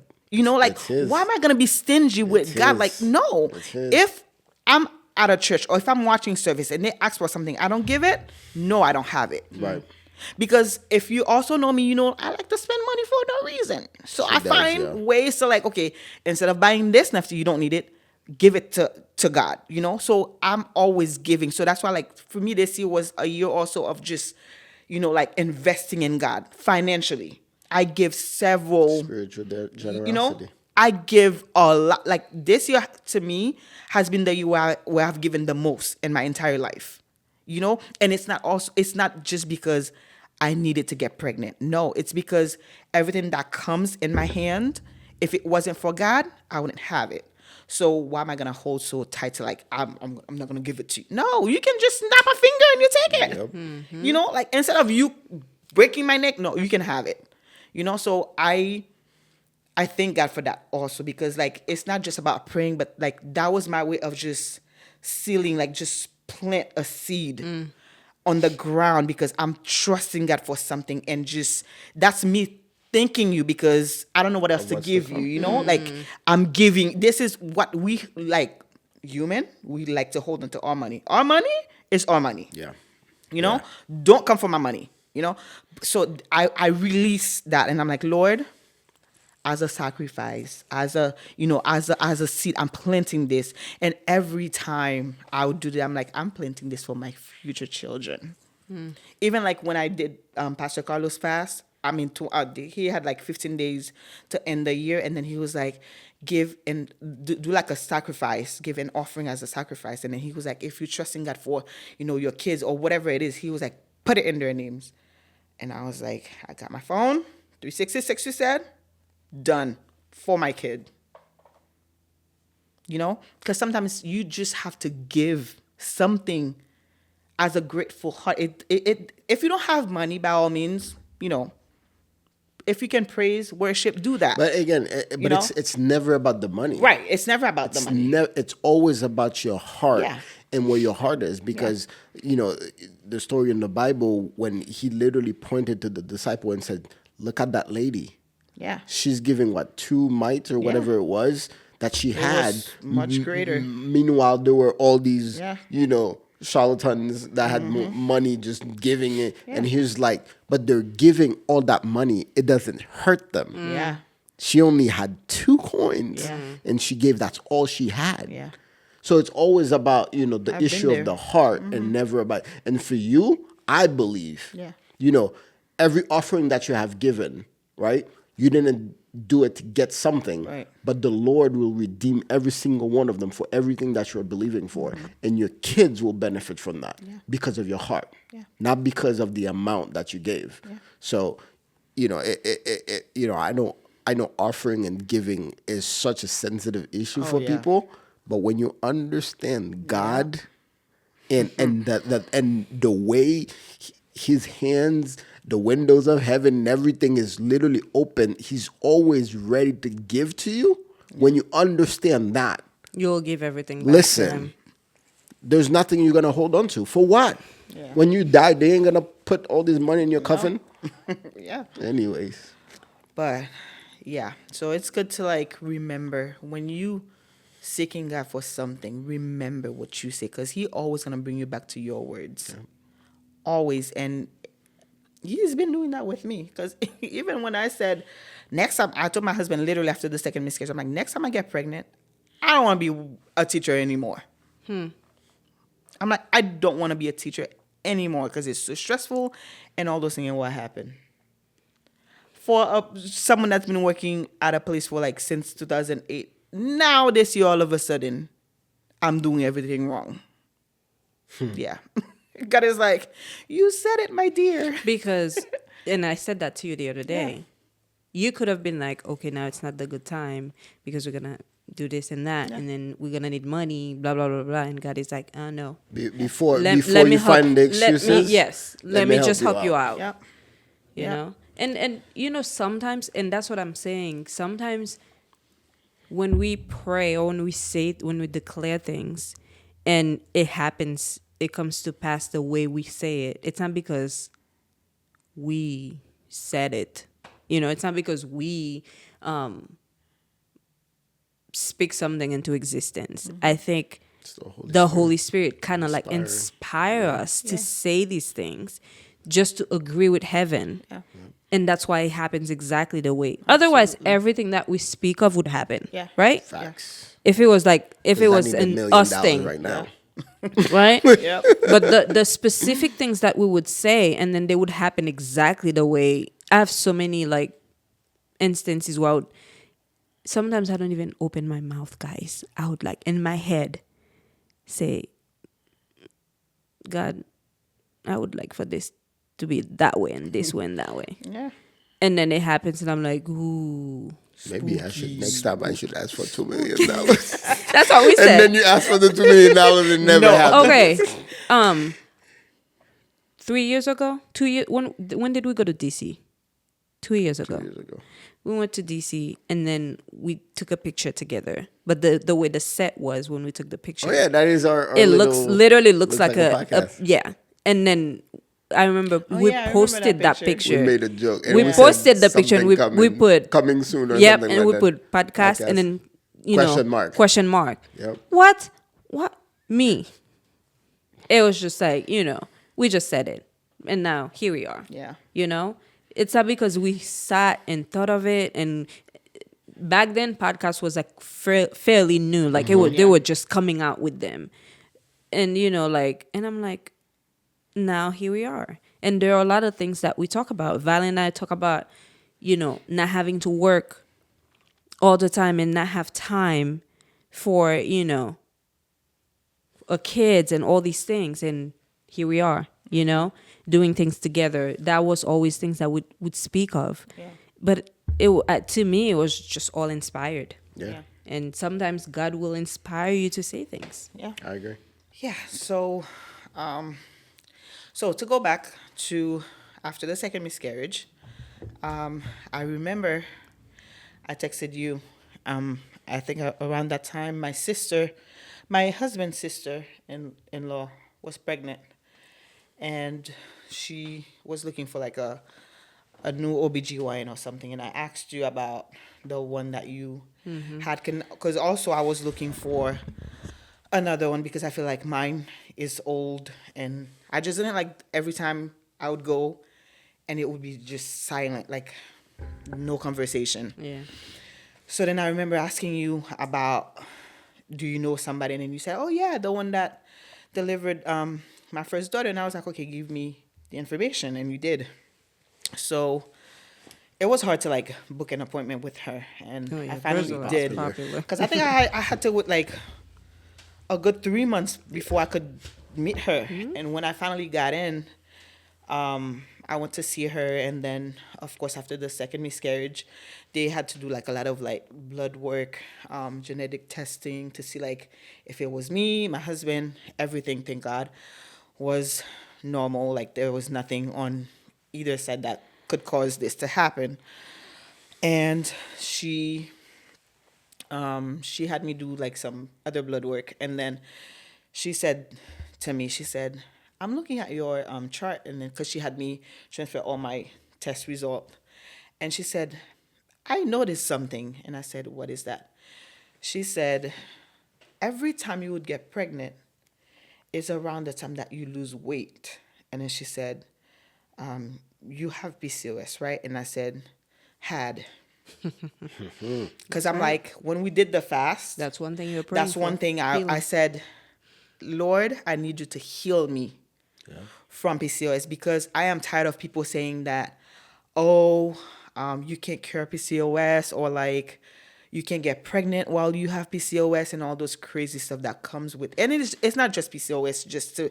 While we are on the topic of PCOS, there is cysts, there is fibroids, there is polyps. There's a whole lot of different things with different names that means the exact same thing. Once you have it, it's hard, not impossible. But even though they're like, with polyps it's impossible for you to get pregnant, says who? Yeah. Says doctors, not God, you know? So For my testifiers, don't let doctors define your future, because what God has for you is yours. If it's in God's destiny or will for you not to be a mother, you will not be, because He might have other plans for you. But if it is His will for you, you will have doctor tons comes of in the way. kids. Yeah. You know, because what is impossible to God? And whose report are you gonna believe? Yeah. go. You know? So don't let doctors, because it's their job, because if you don't have the sickness, where is their money? Because one thing we also talked about, doctors will not tell you to change your diet, eat healthy, go on a walk, exercise. They will not tell you those things. But instead, they'll be like, okay, yeah, There's this this medication. medication that you can take that can fix that, or that can, give you like Never tell you the side effects. Yeah. And one thing is, you take those things, it might fix one thing, but it's then going to create create something another else. problem, yes. And that's why I'm grateful for my husband, because he was like, you're not taking no medication. And I did not. So going back, when she said that to me, I said, yeah, I kind of noticed that too, because, once I changed my diet, and it is true, once you change your diet, I don't remember the last time I had a missed period unless I was pregnant. So once you change the way you eat, your body get used to like, okay, it's clean, it's healthy, it's gonna do what it needs to do. So I can't remember when it was. I can't remember the month that I went to see her, but I know I was going on vacation in October. No, my vacation was supposed to be in September, but we had a party for my dad and my mom. So I ended up pushing the vacation for October. But I think I met her like maybe 2 months before, like prior to September. And then she said she told me, because it was like after my miscarriage too. Because the miscarriage, when was Grandma's party? April? Mm-hmm. So miscarriage happened around like May. So I probably saw her like May, June, July. Maybe around like July, maybe. I saw her. I can't remember. But so she said to me, she said, okay. She said, do you want to try again? I'm like, I'm like, when it happened, it happened. I'm like, I'm not going to like focus on getting pregnant right now. I'm like, at this point, I've tried. I'm like, listen. So then she said, when I see you again, she said, I think at the time I was 145 pounds. And she said, the first time you were like around 120, 125. The second time you were like 130. And then she said, just lose 15 pounds. She said, lose 15 pounds and then come see me. We can start working on plans of, for you to get pregnant. I was like, all right. I said, no problem. But she's sweet though. I love her. Mm-hmm. So then I left and I got home. I told my husband about what she said. And he was like, okay. So in my mind, I was going to start my diet again. But then I was like, two things that came in my mind. I was like, one, I'm going on vacation. I'm not going to be on a diet while I go on vacation. Then I said to myself, the fast is coming up again in December and in January. So, because we usually like give up carbs, sweets, all those things. So I'm like, that'll be my way. Because in my head again, I'm like, hey, we're going to get pregnant in March again. Because it's always around that timeline. Because fast and in January, February, you have period, March, boom, pregnant. So then, didn't do the diet because I'm like, I'm going on vacation. I'm going to enjoy myself on vacation. When I come back, I'll put myself on a diet. What diet? God is like, yeah, right. It was in your head. God is like, God is over there didn't like, you say she's funny.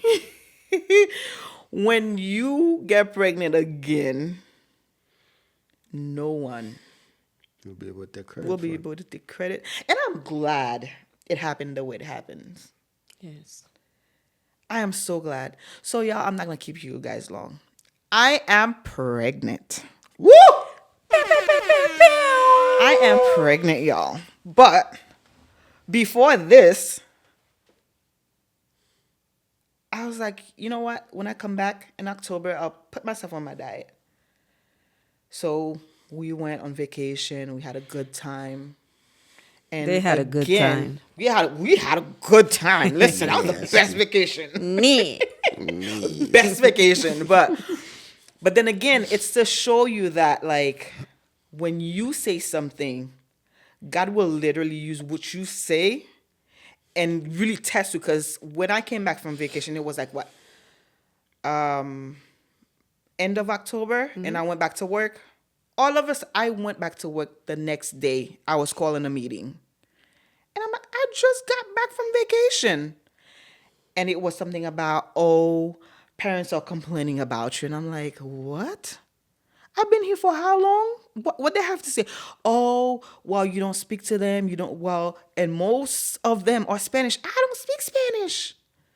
So now all of a sudden you want me to speak Spanish. Okay, fine. So then I called my husband. He was like, Nefti, put in your 2 weeks notice. And I was like, you want me to do what now? He said, put in your 2 weeks notice today. I went, typed it up, sent it. Boom. One. I said, when I get pregnant again, You don't want to work I at the don't school. want to be at the school. I don't want to teach anymore. And like you said, it would have been like, because even my supervisor asked me, she said, can you wait until like end of the year? I was thinking about it, but then it would have been like, oh, now that I have, Now a that kid you're on the way, like pregnant, I you can got use that, all that yep, money. And yep.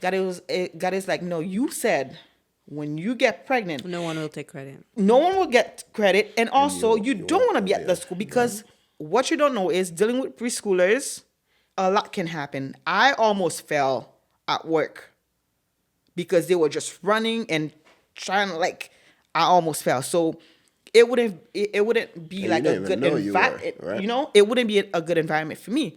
So when I found out that I was pregnant, I was like, oh yeah, we leaving. So I put in my 2 weeks, left. And then, so we came back, didn't lose no weight. Did you gain weight? I gained weight. I'm on vacation, y'all. I happen to be in my mother-in-law's room because she has a scar. I hop on, I'm like, 152. I got a lot of work to do because I was 145 when I left. I'm 152. I was like, oh, you know what? No problem. I'll do it when I get there. Fast is coming up. So again, I was supposed to have my period while I was on vacation. But then I'm like, wait, I didn't have my period. But then again, in my head, I'm like, okay, sometimes it does that. Like, it'll be like a couple of days late.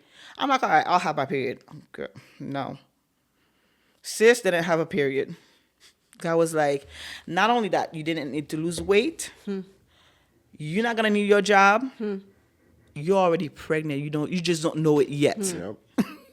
I was on vacation, having a good time. When you're on a resort, everything is free. Yep. From food to drink, Yep. free.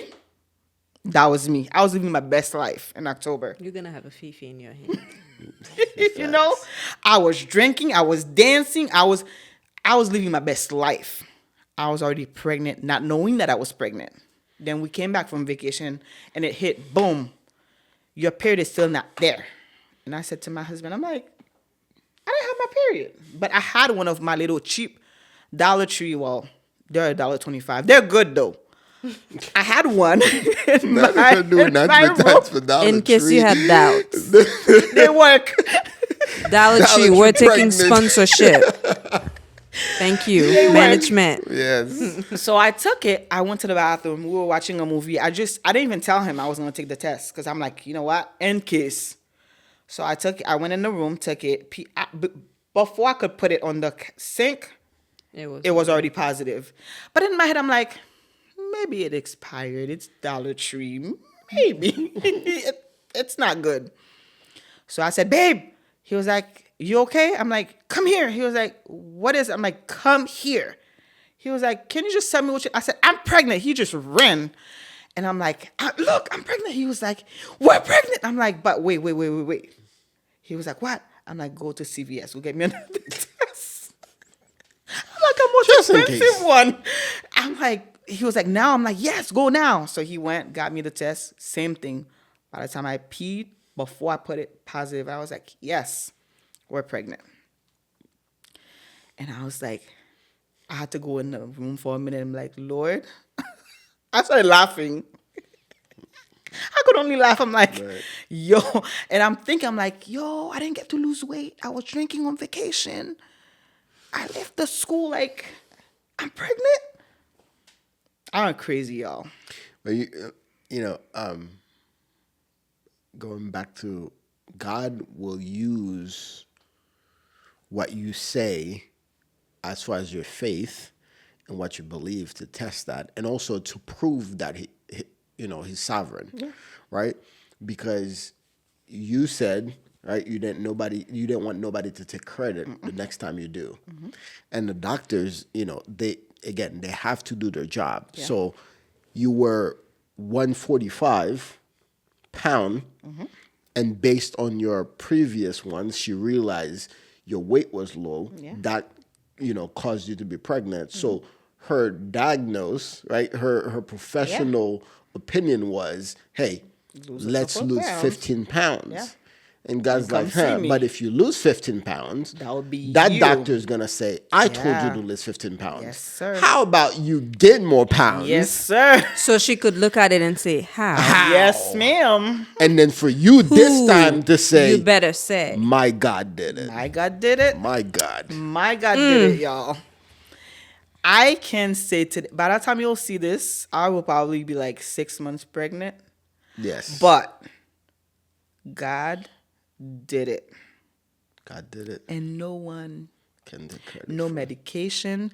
I even told you the other day, because like they always tell you, like, even though you're not trying to get pregnant once you're like in your 30s going up, take your prenatals. I stopped taking my prenatals.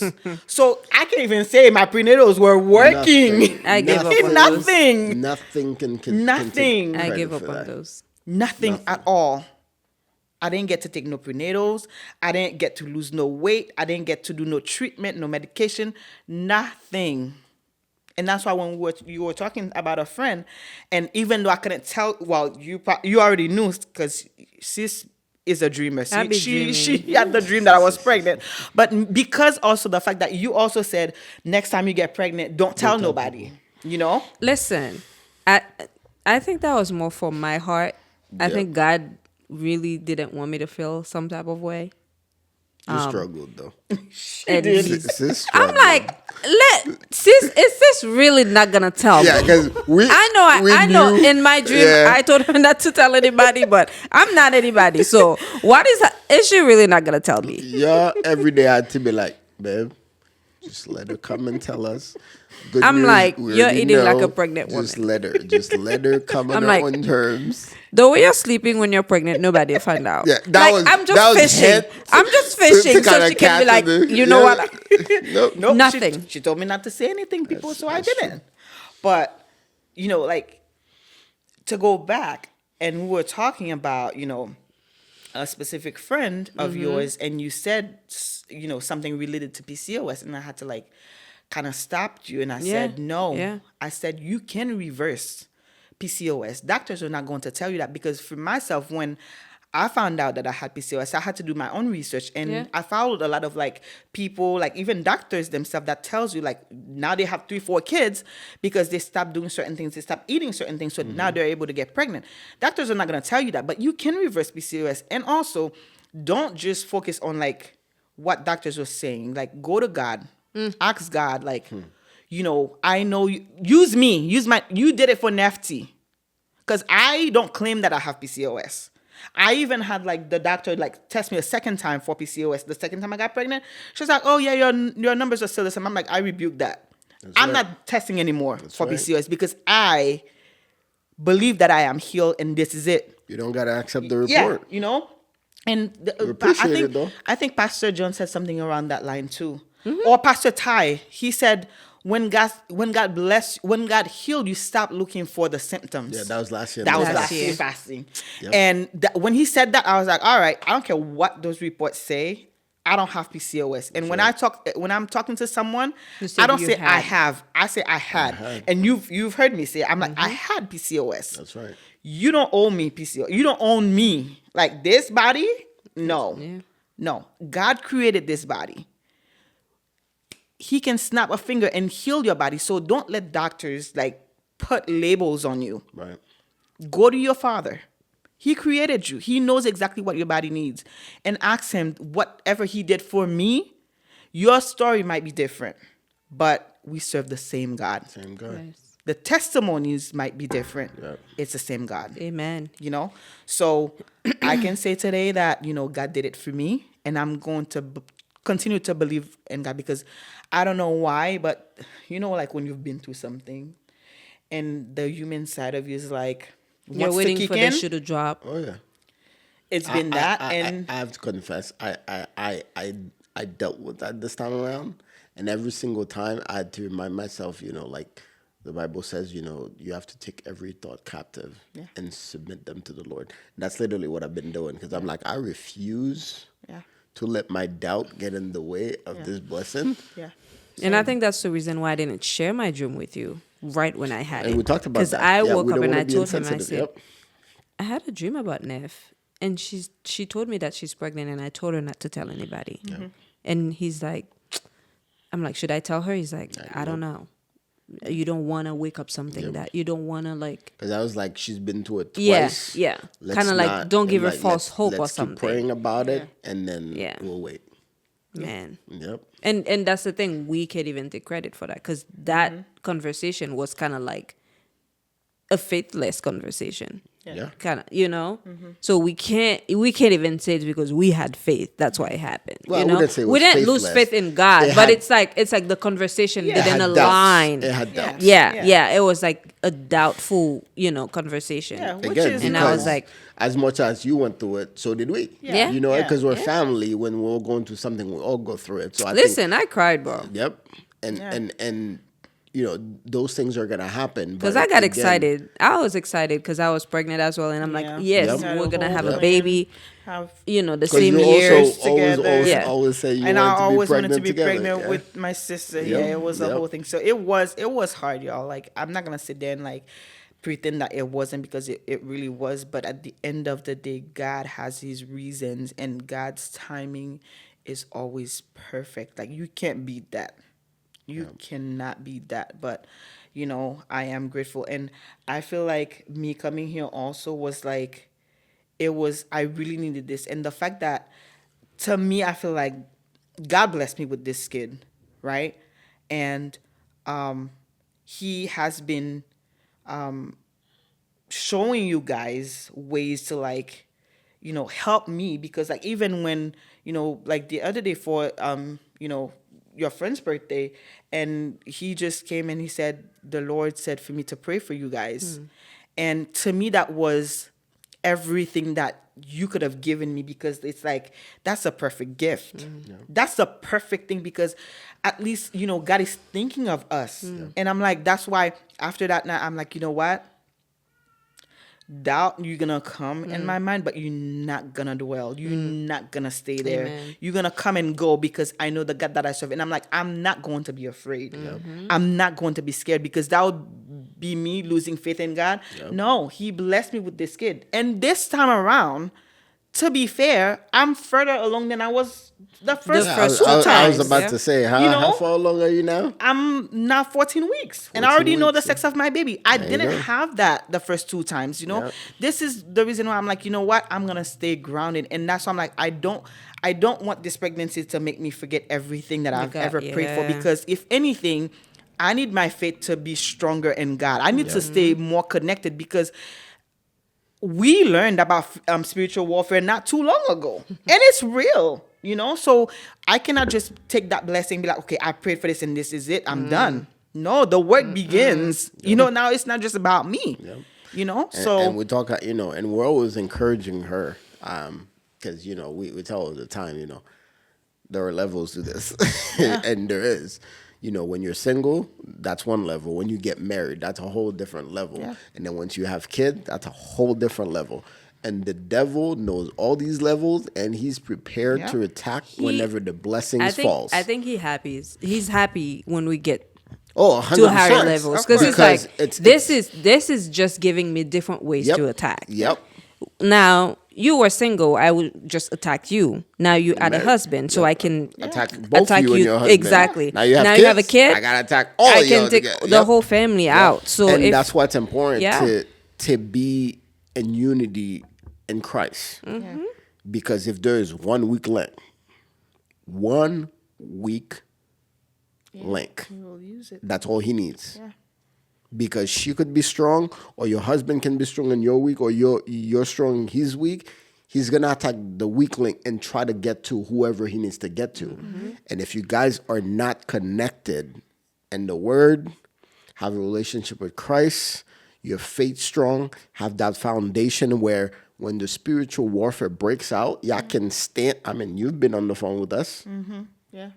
You know, where we had to stand in this house in our kids' room, Yeah. and we had to, call for backup. Yeah. Because not that we were weak or anything, but if you have the community, why not, right?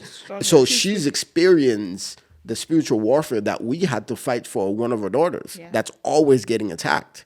So we know what that's like. So, and again, everything that we're going through together is a learning for all of us. Yeah.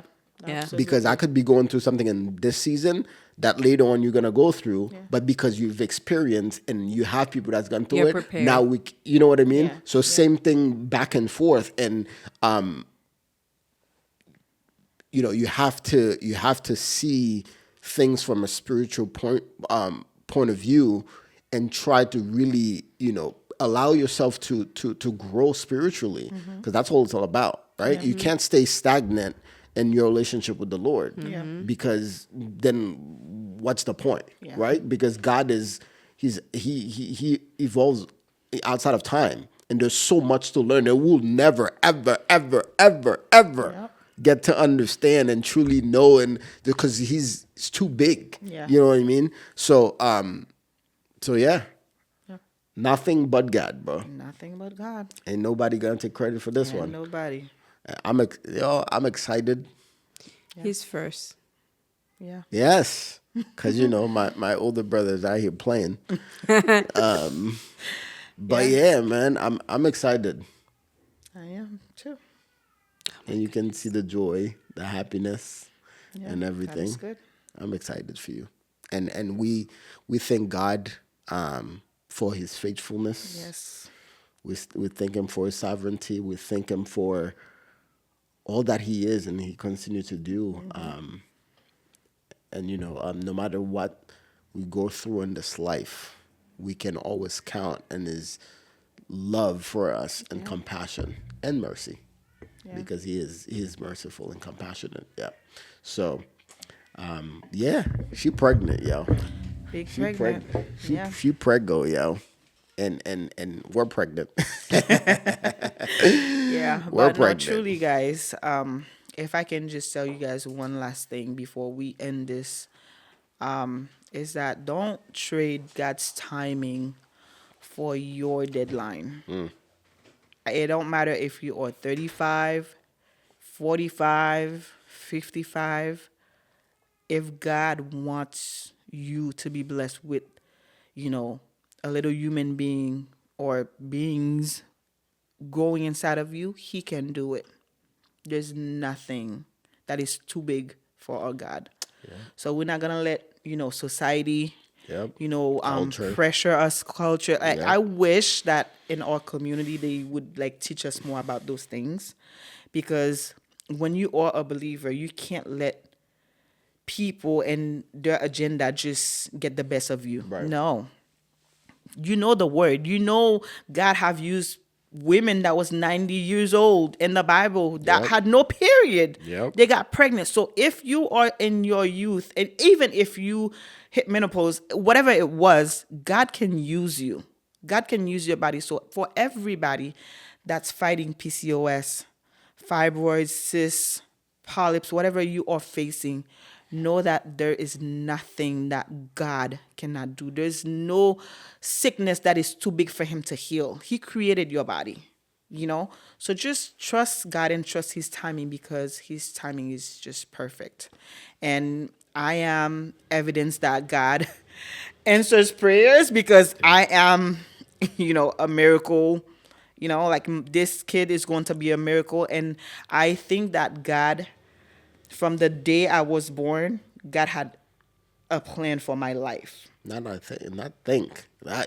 Definitely. Yep. Yeah, it's a fact. Yep. Because my mom always tells me that the day I was born, the day she left, decided I'm not going to say something told her. God told her to leave the hospital.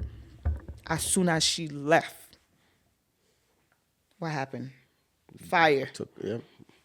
Burned down. Yep. But we escaped. That was 36 years ago. Yep.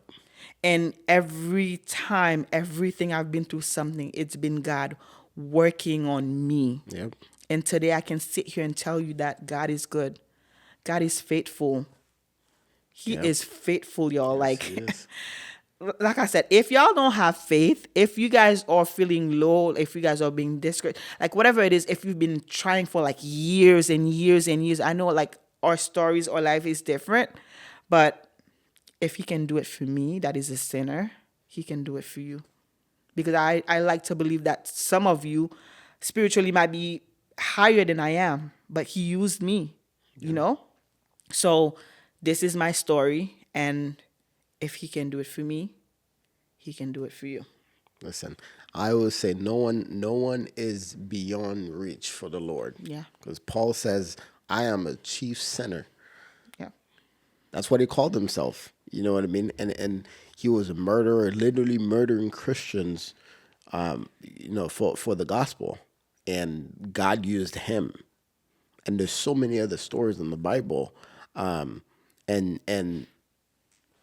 you're saying you're a miracle because God used you. And sometimes all we, that's why it's important to be in the Word. It's important to be, in relationship, so that way you know what God has done and what he's able to do. Because there's so many women in the Bible that dealt with that, right? Sarah, Rebecca, Samson's mother, right? Hannah, all of, so many people, and God, literally opened the womb. Yeah. And sometimes it's God closing it. We may not understand why, right? And sometimes even, and I was having this conversation with you the other day, you're like, that's your biggest what ifs, right? Something like that when we were driving. Yeah, where no, were we it going? was, when we were going to the movies, I believe. Yes. Yeah, so I saw like a quote that, somebody had a miscarriage, and that quote says, "You will always be my biggest what if." Yeah. Yeah. And to me, and at some point, someone called you, pick up the phone, and I kept talking. I didn't realize you were on the phone. But what came to my mind at that moment, I understand the statement because it is, it could be, you know what I mean? But sometimes though, right? Because we don't know why God does what he does. That what if could have been your biggest reason why you turn away from God. Yeah. Yeah. Right? Because sometimes we think of the positive, but don't think of the opposite. Because God has a reason why he didn't give you the 2 kids previously. What if the 2 kids came out and they had disorder or they had Down syndrome? And all of a sudden you would have questioned, why would you bless me with a child that is this, right? But in his sovereignty, he knows what you can and can't handle. Yeah. And he knows what will drive you away from him. And he cares more about your soul than that baby that you've been seeking. Absolutely. That's period. Yes. And it's a hard truth to understand, but that's the truth. Because at the end of the day, all of these things are add-ons. Because it says, seek my kingdom first. Then everything will be added to you. Yeah. The house, the cars, the children, the job, the wealth, the health, everything else is add-on. But the priority for him is for you to live with him in eternity. Mm-hmm. So focus on that. And the rest, he will do the rest. And the pain that you're going through, the miscarriages, in your case, the pain, all these things, he knows that. Yeah. But all that will make you a better believer. Yeah. And yours, again, a lot of times we're going through something has nothing to do with you. With us, yeah.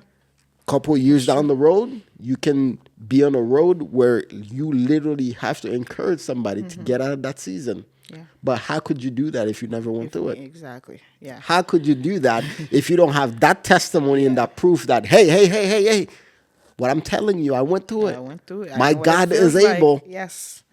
So if he can do it for me, he can do it for you. Just focus on him. Yeah. And that song, "You Are More Than Able," carried me through this journey of my second miscarriage. Because There I you go. remember you shared that with me, and every time that I felt like I would want to give up, I would just Yeah. play the song, even if I have nothing to say. I'll just listen to, because, like, who am I to deny what the Lord can do? And that's the He song I is played. more than able. That's the song I played when we were moving. Oh That night, when I was saying bye to my parents, not Y'all. understanding anything. I translated it for them to understand. Yeah. And I remember standing there in the living room, and I said, Dad, I'm gonna let you pray, but before you pray, I'm gonna read, this verse of this song that I've translated, and I'm gonna play the music in the background while you played, and I recited to them, and I said, who am I? Yeah. That the Lord is using me, telling me to move to a whole different state that I don't know anybody, but to use my life for something that I don't even know about. But I'm trusting in the word, and I'm going to be obedient and leave. And I need you guys to know this is the God that I serve. This is the God that you introduced us Exactly. to. So you have no choice Yeah. than to let me experience him in Yeah. that level. Yeah. So it's beautiful to beautiful know that, thing. that same song has been and I shared that with you for a reason. Yeah. You know what I mean? I'm grateful. And Yeah. Yeah. yeah, It's been a journey, y'all. it has been a journey. been a journey. But we're here. We're here, and the Lord And I'm about has to be an done uncle, it. yo. He's about to be a whole I'm uncle. about to be a whole uncle, and I'm so excited. Yeah. I'm so excited. Life is, and our family continues to multiply, and man, it's gonna be amazing. Yeah. So we, but whoever you are, that is dealing with the same thing.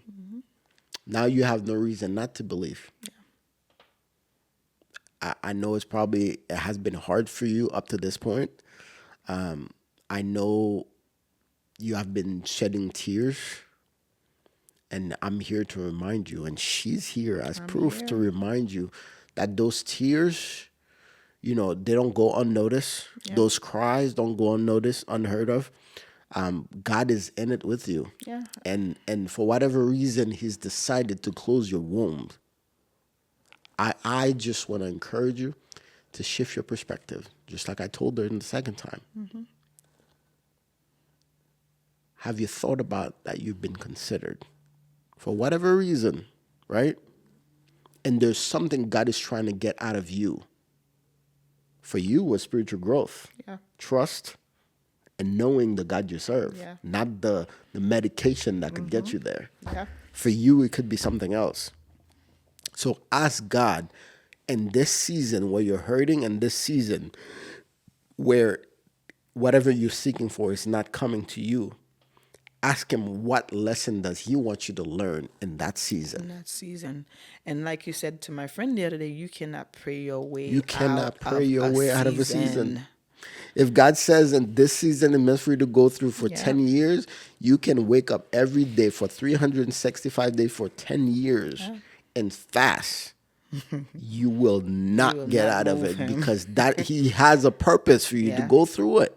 So instead of sitting there, right, or instead of wanting to give up, ask him to guide you through it because he will give you the strength.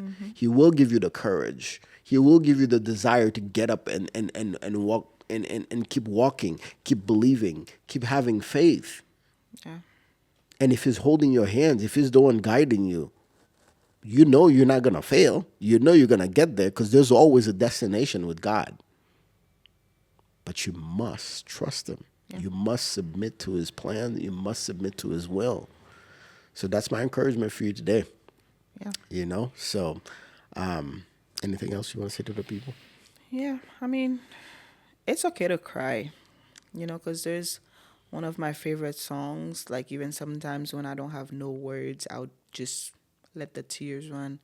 And the song says, tears are a language God understands. Yeah. It's okay if you don't have no words, if you feel sad. It's okay to feel all those things, but just keep your eyes on God. Oh, God. Keep reading his words, even if you don't understand. Yep. Just keep going. reading. Because the devil likes to like throw your past or like your trials back at you to like to remind you where's your God. That's when you stand up and you shake yourself up and you like the same God that was there years ago is the same God that's still here today. So, it's I can tell you because I've been through it. It's not easy, but God is with you and you have everything that you could ever need. God is everything. So just trust his timing. Just trust him. In the meantime, while you're waiting, build a stronger relationship with him. Do the This work. season might be preparation for you. I don't know. Yeah. But, sometimes God is testing us. Like, do we really seek him or we just seek him because of the things that he can provide for us?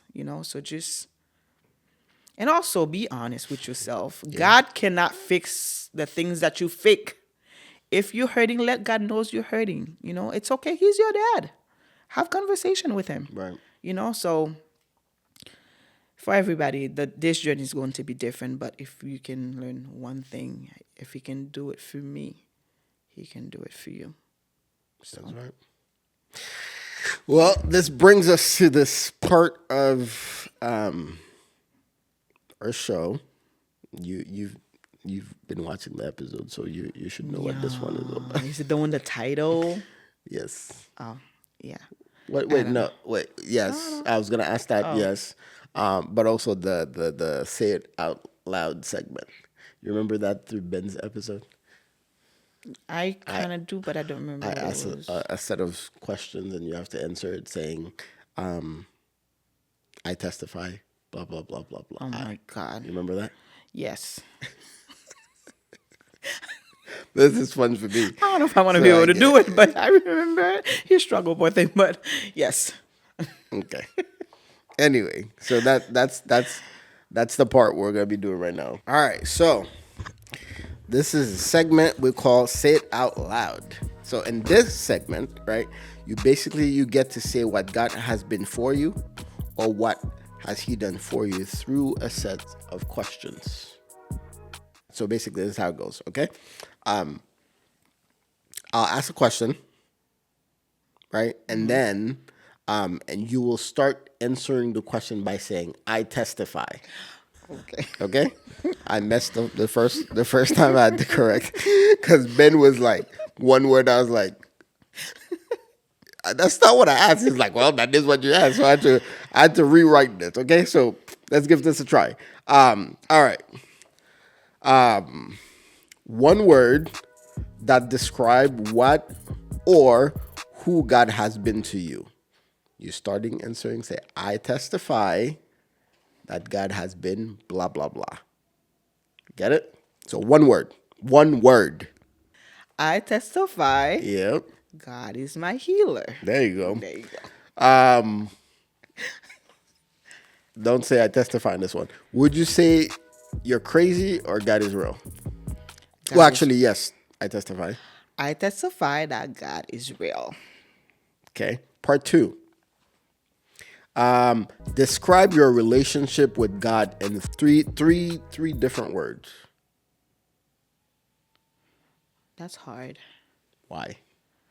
My relationship with him? Yes.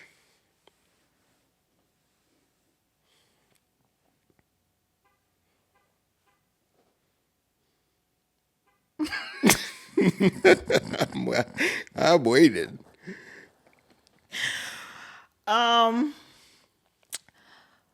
He's a good father.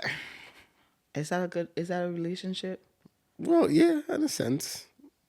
But you do whatever comes to you. I ain't gonna help you out at this one. That's hard. I don't know how to put it into words. Try. I am trying. I'm still building that relationship. So, describe your relationship with God. Okay, so I would say work in progress. Yeah. So I already gave you 2. Okay, well, give me a third one. Okay, so you have loving, you have work in progress. Work in progress. Yep. One more. don't know. My mind is not working. Come on. I don't know. So, loving, work in progress. It's the same thing I was gonna say. What? I'm continuing to learn. I don't know. I'll find a word for that. I'm gonna let you pass and find a word that describe that for you. My mind is blank. Sorry. Last one, which you sort of kind of did already. So but I'm gonna give you. Maybe you can make it shorter. What is one advice that you would give to someone listening right now, going through a difficult time? I would say to them to I had it best on my phone. Hold on. So I would tell them to keep going because people will know that God is real based on the stories or testimonies that they will share. Okay. Yeah. So that's a good way to let people know that God is real is by sharing your stories, and they can decide if God is real in your case. If you were crazy or God is real, we all decided that God is real. In my story, God is real. Well, in my case, I'm both crazy. Yeah, and that God is- too. Well, yeah. First thing is you're crazy. Yeah, you're right. But,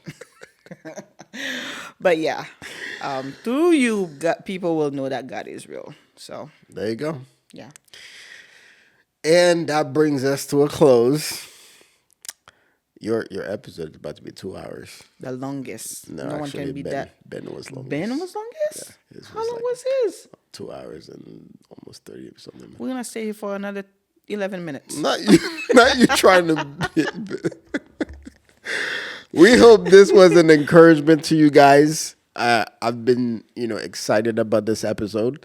I'm excited about every testimony because it is always wonderful to hear, what God is doing, and I'm always in awe and the different ways that He's working. Yeah. And this one hit close for us. It hit home for us. And we're part of it and we're living it, and we're excited for it because we've been through the pain together. I was telling her the other day, like my knees have been hurting for this, so I'm very excited because I have been on my knees for that, and not just only for her, for a lot of people, and I thank God for even when I'm like praying, and He would remind me of someone else that is that I need to pray for that same purpose and stuff like that, and it's beautiful to see. So I'm very excited, and I truly hope whoever you are that is listening, if you have dealt with this or you have been dealing with that and you're going through that, I really hope this had bring you joy and hope to know that there is a God that is at work, that has a greater plan and purpose for your life. Even your pain, He will use for His divine purpose. And all you have to do is trust Him and His timing. That's the most important thing. Trusting His timing. It has nothing to do with your deadline, your timeline, what culture says you should be doing, whatever the case may be. It's all about Him. It's always been and will always be about Him. So if you have made it this far, we want to say thank you for hanging with us. And if you haven't subscribed, we hope that you would consider subscribing. As always, share the video with someone that you know that may be going through something, and hearing this testimony can help them, out of whatever they're going through, to give them hope. And we pray that the Lord will bless you. We pray that His favor will fall on you, and that you'll get to experience the fullness of God's love, mercy, compassion, and sovereignty in your life. So, I'm done. I'm done. But thank you. I got 10 more minutes. Thank you for hanging with us on the platform. Welcome. Also, she has been one of the biggest blessing in my life that I can testify. about, and also, God has used her in so many ways, to even bless this platform, and I'm very grateful for her. So to me, everything that God has for her, I want to see everything that has her name on it. I want to see it because I know her heart, and I know the God that I serve, and nothing goes unnoticed. God wastes nothing, literally. So again, we hope this was encouragement for you, and yeah, we will see you next time. Do I get to choose my title? Oh yes, thank you for reminding me. People, I almost you forgot. see this? If you had, you worked on that. I feel like you No, worked on I it. don't. But like as I'm But sitting that here, would be great though if you did. That's preparation. yeah, but like What would you no, name this it's episode? because there's this song that has been my song. I think like when I got pregnant the second time, it has been my song. Like I've been singing it a lot, but I don't know if I should go with that or if we should go like if somebody sees something PCOS related, if they would want to click on it, or like if we should just do something. I don't know. Do whatever But the Lord tells you. the reason why I wanted this title is because it's been my song and I've been like claiming it. So the title it's gonna be long. It's not gonna be long, but I can't be think long. it's not gonna be long. How long can it be? Can it be like a line? Depends. Let me hear Okay, it. so it'll be like what we've waited for has come to pass. That's not long. Okay, no, that's not long. Okay, so what we've waited for, has come to pass. Alright. It was either that or PCOS, you don't own me, or I don't know, but you I like choose. the first one. What I've waited for has come to pass. See what the Lord has done. Peace. All right, yo. You heard it. This is Testimony and Blessing Podcast. We'll see you guys next time. Peace. What's up, y'all? If you're a testifier or just someone who rocks with us and this platform has been a blessing and encouraging you in any way, please subscribe to our channel for more contents like this. We encourage you to share our videos and also follow our podcast on Spotify and Apple Podcasts. And be sure to give us a follow on our IG and TikTok page at Testimony and Blessings Pod. We love you and we appreciate you. Peace.